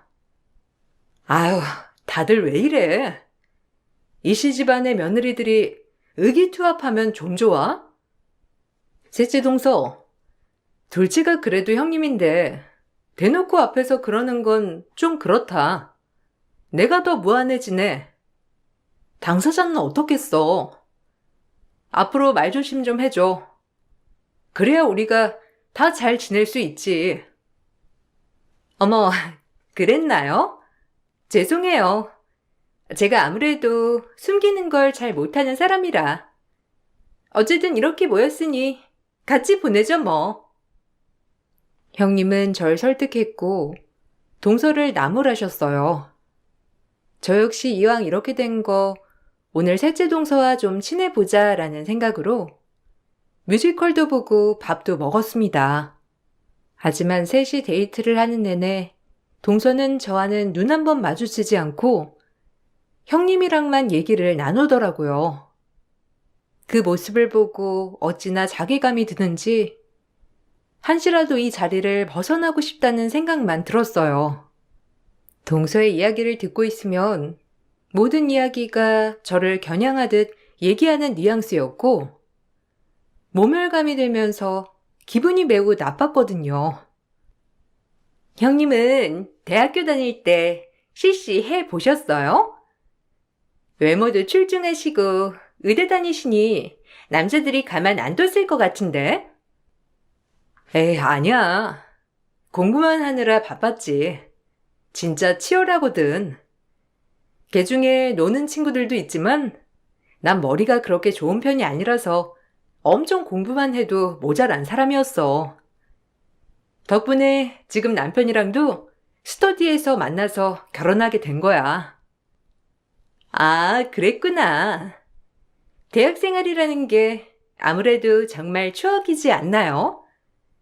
아무리 후진 대학이라도 그 대학 캠퍼스만의 느낌이 있기 때문에 대학은 정말 인생의 필수 같은 생각이 들어요. 요즘 세상에 고졸이 어디 있나요? 후진 대학이라도 다 대졸이지. 뭐, 사람마다 다른 거지. 그래도 둘째 동서는 대학 안 나와도 대기업에 자리 하나 딱 잡아서 회사 생활 열심히 하잖아. 대단하지. 아, 생산직이요? 근데 저 진짜 궁금한데 생산직은 맨날 방진복 같은 거 입고 한다는데 그럼 밥 먹을 땐 벗고 가나요? 동서, 무슨 말이 하고 싶은 거야? 지금 나한테 대놓고 고등학교 졸업에 생산직이니 여기랑 격이 안 맞는다는 건가? 듣기 진짜 거북하네. 본인은 뭐 얼마나 잘났다고 매번 이렇게 사람을 무시하는 행동을 하지? 다신 그러지 마. 진짜 기분 나쁘거든. 어머, 형님, 그거 다 자격지심이에요. 솔직히 본인한테 자신이 있으면 고졸이든 생산직이든 떳떳해야 맞지 않나요? 아, 내가 괜히 이런 자리를 만들었다. 둘째 동서, 미안해. 아, 막내 동서. 뭐 의도가 있든 없든 내가 듣기에도 좀 그렇다. 됐고, 우리 그만 일어나자. 내가 밥값은 계산할게.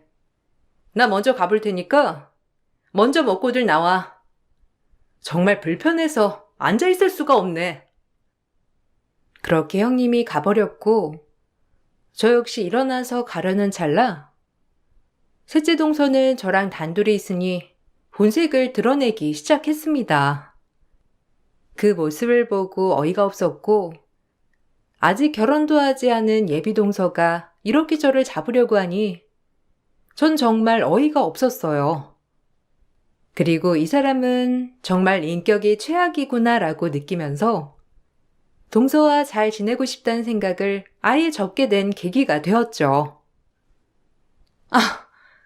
의사인 첫째 형님이랑 좀 친해져 볼라 했더니 여기가 어디라고 나와? 지가 의사랑 겸상할 주제가 돼? 하필이면 저딴 게 형님이라고. 어떻게 방진복 입는 생산직 나부랭이가 내 형님이라는 거야? 어이없어 진짜. 스트레스. 지금 나 들으라고 한 소리지? 와, 진짜 이거 개념 상실이네. 내가 인간같이 대해주니까 아주 우스워서 그러니? 됐고요. 전 이렇게 당신이랑 둘이 있는 거 너무 싫으니까 앞으로 낄 때 안 낄 때 구분 좀 하고 나오실래요? 당신 때문에 처지 형님이랑 친해질 제 계획이 무산돼서 지금 굉장히 열받거든요. 여기 남은 밥 많이 드시고 나오셔요, 그럼. 와, 진짜 최악이다. 아무리 도련님이 콩깍지가 씌어서 너랑 결혼한다고 하지만 진짜 뭐 이런 게 다 있지? 기막히네. 저야말로 아주버님 보는 눈이 최악인 것 같네요. 주제가 맞아야 겸상을 하지. 제가 시집갈 집안에 이런 여자가 있다는 게 참 격떨어지네요. 너무 당황해서 할 말이 없었고 무슨 말을 해야 할까 싶기도 하면서 내가 왜 이런 굴욕을 당해야 하지 싶었어요. 그리고 동서가 우리 집안에 들어오면 정말 사달이 날 것 같다는 생각이 들면서 도련님의 결혼을 말리고 싶었으나 저를 제외한 온 식구들이 동서를 너무 좋아하는 느낌이어서 제가 할 말이 없더라고요. 남편에게만 넌지시 얘기해도 남편도 믿지 않았죠. 에이, 설마. 나이가 어려서 그래. 아무래도 요즘 MZ 세대들이 말을 가리지 않고 하잖아. 당신이 너무 예민한 거 아니야? 당신이랑도 나이 차이 나니까 그냥 이해해줘. 뭐 차츰 가족이 되면 말투나 이런 게 변하겠지. 그러니까 어른이 이해해야지. 뭐 어떡하겠어. 내가 도련님 결혼에 왈가왈부할 건 아니지만 그래도 좀 그래서 그래. 나한테만 좀 이상하다니까? 아주 형님 된다고 재수씨 기강 잡으려는 거 아니지? 형수님이 당신한테 하는 것처럼 당신도 좀 잘해줘. 여자끼리 잘 지내야지. 솔직히 남편한테도 창피해서 동서가 저한테 대놓고 했던 생산직 모욕의 말은 하지 못했습니다. 아무리 가족이라고 하더라도 저런 말은 너무 자존심이 상했거든요. 하지만 큰형님은 어느 정도 동서의 두 얼굴을 아는 것 같아 조금은 멀리하려고 했고 제 마음을 이해해주면서 저를 위로해 주셨어요. 그 모습을 보니 어느 정도 저도 마음은 풀리면서 위로가 되더라고요. 아유, 그날 기분 많이 상했지? 내가 마음이 좀 그렇더라. 괜한 자리를 만들어가지고 그냥 그러려니 해. 아무래도 우리보다 한참 어리기도 하고 나중에 본인이 왜 그랬는지 하면서 미안하다고 사갈 거야. 마음 넓은 동서가 이해 좀 해줘. 네, 그래야죠. 그래도 형님이 조금이라도 위로해 주시니 제 마음이 많이 풀리네요. 감사해요. 이럴 때 보면 남편보다 형님이 제 마음을 더 많이 헤아려 주시는 것 같다니까요. 그날 언성 높여서 저도 죄송했어요. 제가 좀 더 참았어야 했는데. 아니야. 그 자리에서 딱 누구 편을 들기 애매해서 나도 그냥 일어났는걸. 근데 셋째 동서가 너무하다고 생각하고 있었어. 한없이 저에게 다정한 형님에게 너무 고마웠습니다. 그리고 도련님은 본격적으로 셋째 동서와의 결혼 준비를 하기 시작했어요. 평범한 집안보다는 조금 잘 사는 집안에 속하는 동서였기 때문에 결혼 준비도 모두 최고급으로만 진행하더라고요. 제 결혼식은 이 정도 꽃장식은 해야 해요. 아무래도 저희 회사 사람들이 다 와서 볼 건데 이렇게는 해야 하는 거죠. 그래 뭐 너네가 알아서 준비하는 결혼이니 그렇게 해라. 그리고 필요한 거 있으면 다 얘기해. 어느 정도 맞춰줘야지. 제가 어머님 예단으로 모피코트랑 악어 가죽백 준비할 건데 어떠세요?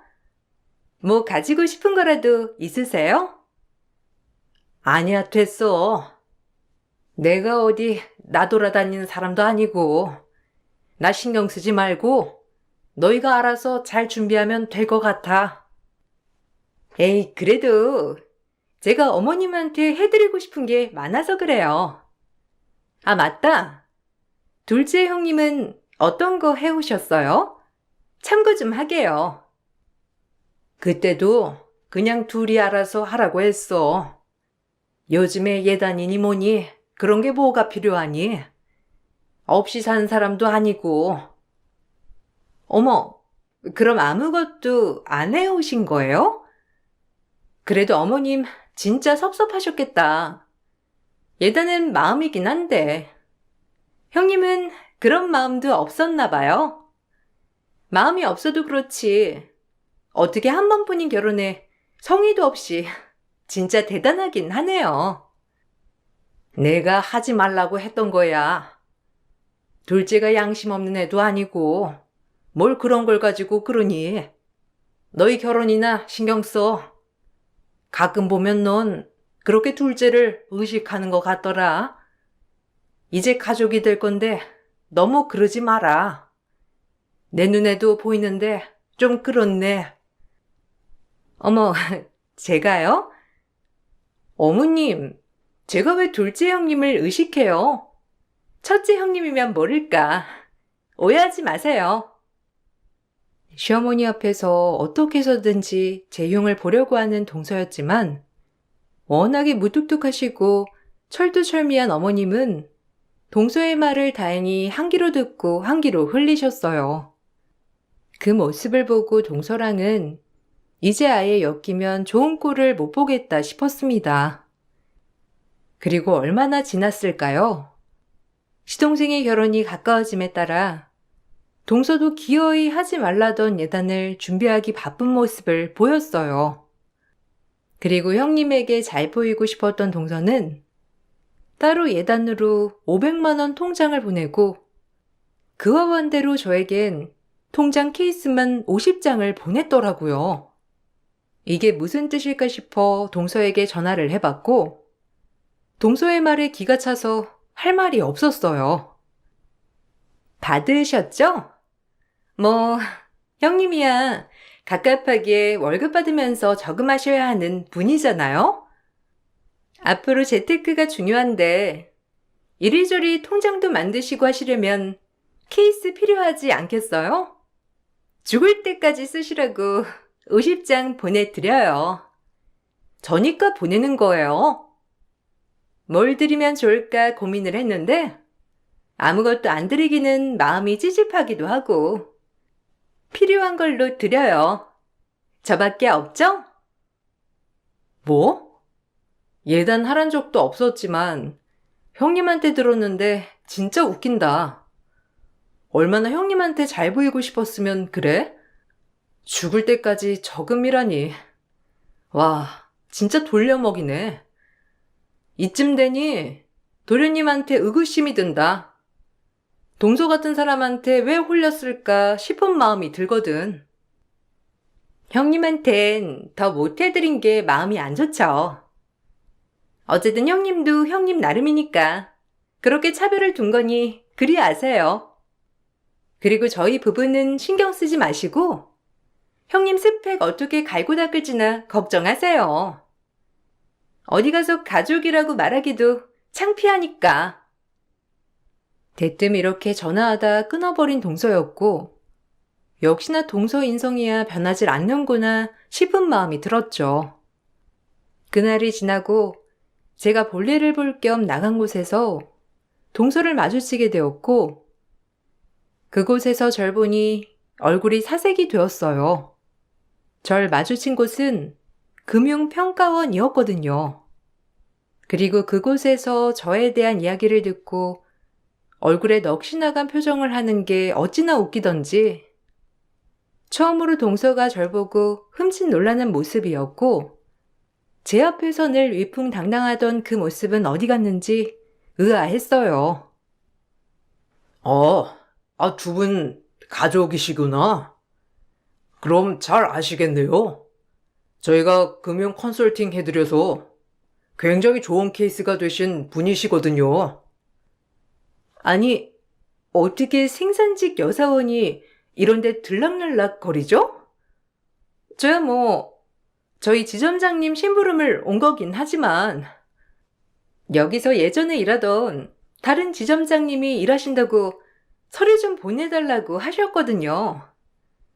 근데 저 여자가 왜 컨설팅을 받아요? 중소기업 운영하시는 분이시잖아요. 저희한테 금융 컨설팅도 받으시고 지금은 굉장히 운영 잘하고 계세요. 오히려 저희한테 컨설팅 받고 운영을 더 잘하셔서 저희도 뵐 때마다 기분이 너무 좋거든요. 모르셨어요? 사장님이신데? 사실 오랫동안 생산직을 하면서 돈도 많이 모아뒀었고 저의 궁극적인 목표는 제 사업을 하는 것이었기 때문에 20살 때부터 모아놓은 돈으로 자그맣게 제 사업을 시작했었어요. 아직 워낙 작은 규모기도 했고 이렇다 할 수입을 내지 못했던 터라 가족들에게조차 말하지 않는 사업이었는데 그것은 육아용품 대여 사업이었습니다. 지금은 그런 것들이 많아졌지만 제가 시작했을 때까지만 하더라도 이런 부분이 많이 대중화가 되어 있지 않아서 조금은 생소한 사업이었거든요. 남편은 알고 있어서 제 꿈을 적극적으로 응원해 주었고 처음 사업을 시작했을 때 제 돈으로 부족한 부분이 있어서 금융 컨설팅을 받으며 중소기업 정책자금이라고 하는 것도 알게 되고 어려운 시기를 극복해 잘 헤쳐나갈 수 있었어요. 일하는 사람들이 대부분 세무사, 노무사, 그리고 은행 지점장이었던 사람들로 이루어져 있던 터라 심부름 온 은행원인 동서를 마주칠 수 있었던 거였죠. 그리고 어려운 시기를 딛고 지금은 매우 회사가 잘 운영이 되어 그래도 작게나마 직원들을 쓸 수 있는 정도까지 된 저의 회사였습니다. 이 모든 걸 알게 되고 동서는 입을 떡 벌리고 말을 잇지 못했고 동서를 통해 시댁 식구들까지 알게 되자 제 포부를 보고 모두들 혼비백산이 되더라고요. 하지만 형님과 어머님은 어찌나 응원을 해주시던지 감사했어요. 아유, 네가 그런 꿈이 있을 줄도 모르고. 그래, 한 가지를 그렇게 뚝심 있게 해냈던 네가 뭐라도 할 줄 알았다. 사업이라니. 우리 아들들도 못하는 사업을 우리 며느리가 하는구나. 지금은 아주 잘 된다지? 참 대단하다 정말. 그러게요. 우리야 공부만 해서 일이나 할 줄 알지. 이렇게 본인 앞가림을 잘 개척해 나가는 게 어디 쉽나요? 동서, 진짜 멋있다. 솔직히 그전에도 멋있다고 생각했는데 진짜 뚝심 있고 의지 있어. 참 어려울 때 나한테 말이라도 하지. 어떻게 그래요. 형님이 가뜩이나 잘해주시는데 부담드리고 싶지 않았어요. 이렇게 응원해주셔서 감사해요. 오히려 잘 되고 나서 말씀드리고 싶었던 게 제 마음이에요. 중간에 마음고생도 한 시기가 있지만 지금은 잘 헤쳐나갔고요. 역시 형님이 언젠간 그럴 줄 알았다니깐요. 제 둘째 형님 되실 분인데 생산직이 말이 안 되죠. 이제야 격이 맞네요. 그럼 이제 제가 다른 사람들한테 형님을 소개할 때 멋진 커리어 우먼이라고 소개해도 될까요? 너무 멋지고 좋은데요? 진짜 어이없네. 생산직일 땐 그렇게 무시하더니 이제 사업하고 좀 잘 된다고 하니까 큰형님한테 했던 것처럼 나한테 줄타기 하려는 거니? 진짜 꼴보기 싫어진다. 참는데도 한계가 있는데 넌 내 한계를 뛰어넘은 인간이야. 어리고 생각이 짧으니 그럴 수 있다고 넘긴 게 내 잘못이지. 초장에 널 휘어잡았어야 했는데 진짜 너란 인간 신물나. 그래 동서, 진짜 작작해. 아니 그때도 그러더니 이제 와서 아휴. 내가 아무 말 안 하려고 했는데 이건 진짜 아니다. 그때도 둘째 얼마나 무시했어? 내가 다 민망하게. 사실 어머님이 모르는 게 많아요. 저도 분란 일으키지 않으려고 말씀 안 드렸지만 진짜 셋째 동서 다시 생각해 보셔야 해요. 저 역시 지금 이 모습을 보니 정이 떨어지는데 둘째는 오죽할까요? 형님과 제가 나서서 뭐라고 하자 그제야 머쓱했는지 입을 다문 동서였지만 시어머니는 그 모습을 보고 동서를 크게 나무라게 되었고 그 모습을 보고 갑작스럽게 도련님이 동서에게 파혼을 하자고 하였습니다. 일은 일사천리였어요. 제가 아는 도련님은 예의를 중시하는 분이셨기 때문에 그동안의 이야기를 듣고 기겁을 하게 되었고 그 자리에서 정이 떨어져 보였어요. 하지만 동서는 도련님의 의사를 묵살하며 절대 파혼을 할 수 없다고 길길이 날뛰기 시작했어요. 내가 왜 파혼을 해? 우리 문제 없잖아.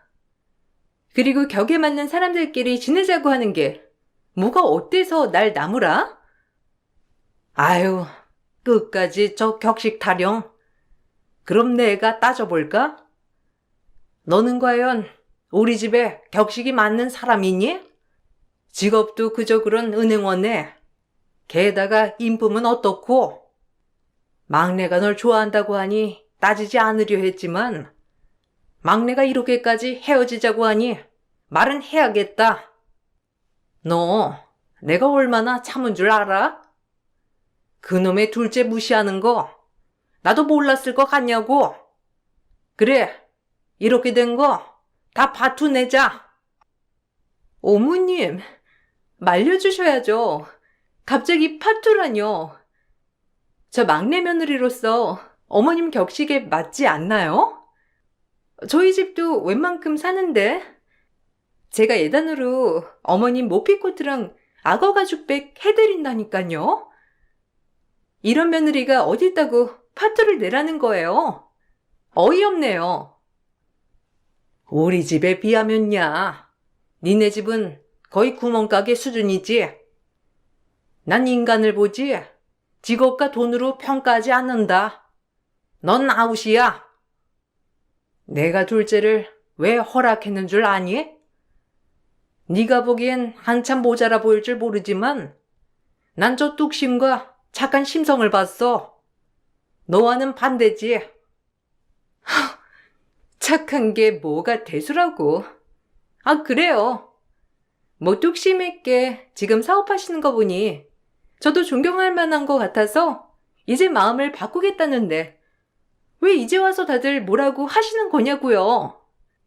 둘째 형님, 제가 앞으로 잘한다니깐요. 제발 뭐라고 말 좀 해보세요. 시어머니의 말에 동서는 얼굴이 붉어졌고 갑작스럽게 울면서 저에게 미안하다고 하는 신용을 하였습니다. 어이가 없으면서 말이 사가였지 거의 본인은 억울하다는 뉘앙스가 강한 말투였는데 어린과는 별개로 정말 개념을 상실한 인간이었죠. 형님, 제가 죄송해요. 어른들이 이렇게 생각하는 줄 몰랐어요. 제가 제일 어리니까 어려서 그런 거라 생각해 주세요. 어머님, 제가 이렇게 반성합니다. 보셨죠? 자기야, 갑자기 왜 그래? 우리 좋았잖아. 내가 결혼 때문에 예민해서 그랬나 봐. 평상시에는 모두 존중하고 사는데 요즘엔 그러질 못했어. 메리지 블루라고 생각해주면 안 될까? 이해해주라. 이해 같은 소리 하네. 어머님이랑 도련님이 그렇게 말하니 나도 한마디 할게. 너 진짜 최악이고 생산직 무시했지? 나랑 같이 일했던 사람 중에 너 같은 최악은 없었거든? 나한테 통장 케이스 50장 보낸 것도 어머님이 알고 계시니? 그게 예단이라며. 형님한텐 500만 원, 나 같은 생산직한텐 케이스 50장. 진짜 네 인격을 아예 대놓고 소문을 내더라? 세상에 그런 일이 있었어? 아유, 얘 당장 결혼 엎어라. 나 저렇게 두 얼굴인 며느리 절대 못 맞아. 애초에 잘 됐어. 어머, 그 500도 나랑 편먹고 둘째 배척하자는 뜻에서 보낸 거잖아. 당장 돌려보냈지만 나도 얼마나 웃기던지. 저런 게 우리 집에 들어오면 사달라는 거야. 가난하고 백수일지언정 착하고 심정 좋은 여자를 들여야지. 에휴, 10년 감수했네. 그렇게 동서는 파혼을 당했는데 그렇게 본인이 격식을 따지더니 결국엔 인격적으로 저희와 맞지 않아 파혼을 당한 것이고 시어머니는 애초에 마음에 들지 않았다며 오히려 저에게 마음 쓰지 말라고 말해 주었습니다. 그래도 든든한 시댁 덕분에 동서에게 살다를 먹인 것 같아 기분은 좋았어요. 사실 그런 사람이 제 동서가 된다는 게 정말 치떨렸거든요. 그리고 그동안 동서에게 당한 서러움이 갑자기 사무쳤는지 눈물이 났습니다. 제 눈물을 보고 형님은 절 꼭 안아주셨고 그래도 동서가 저에게 난리를 떨어댈 때 어머님과 형님이 휩쓸리지 않아서 정말 다행이라고 안심했던 하루였어요. 형수님, 죄송해요. 제가 보는 안목이 진짜 없어가지고 그저 저한테 잘하길래 잘할 줄 알았는데 뒤에서 형수님한테 그렇게 대했을 줄은 정말 몰랐어요. 그래도 이렇게라도 본 모습을 알게 돼서 얼마나 다행인지 몰라요. 오히려 절 구해주셔서 감사해요. 에이, 아니에요. 그래도 도련님이 그렇게 말씀해 주시니 그나마 마음이 조금 편해지는 것 같아 다행이라고 생각이 들어요. 동서는 도련님과 파혼을 했음에도 불구하고 파혼을 당하기 싫었는지 본인의 부모님까지 끌어들이며 저희 시댁에 찾아와 빌었어요. 하지만 시어머님은 절대적으로 이 결혼은 시킬 수 없다며 엄포를 놓으셨고 결국 부모님 얼굴에 먹칠을 하는 동서였죠. 제가 외동딸이라 하도 오냐오냐 키웠더니 저렇게 치밖에 몰랐네요. 그래도 반성했다고 하니 잘 받아주세요. 외동이라고 그렇게 잘하나요? 솔직히 제 아들과 결혼해서 태어날 이세가 무섭네요. 저런 엄마 밑에서 자란다고 생각해 보세요. 제 둘째 며느리를 그렇게 무시한댔까?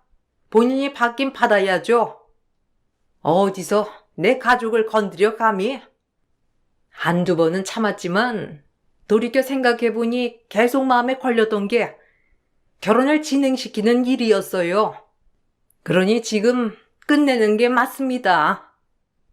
그리고 혼인 파탄의 사유는 그쪽에 있으니 모든 결혼에 대한 위약금은 그쪽이 부시는 걸로 하죠. 안 그럼 소송 들어갈 거예요. 다행히 동선의 부모님은 정상인지라 본인의 딸을 꾸짖고 모든 위약금을 물어가며 결혼을 파혼시켰습니다.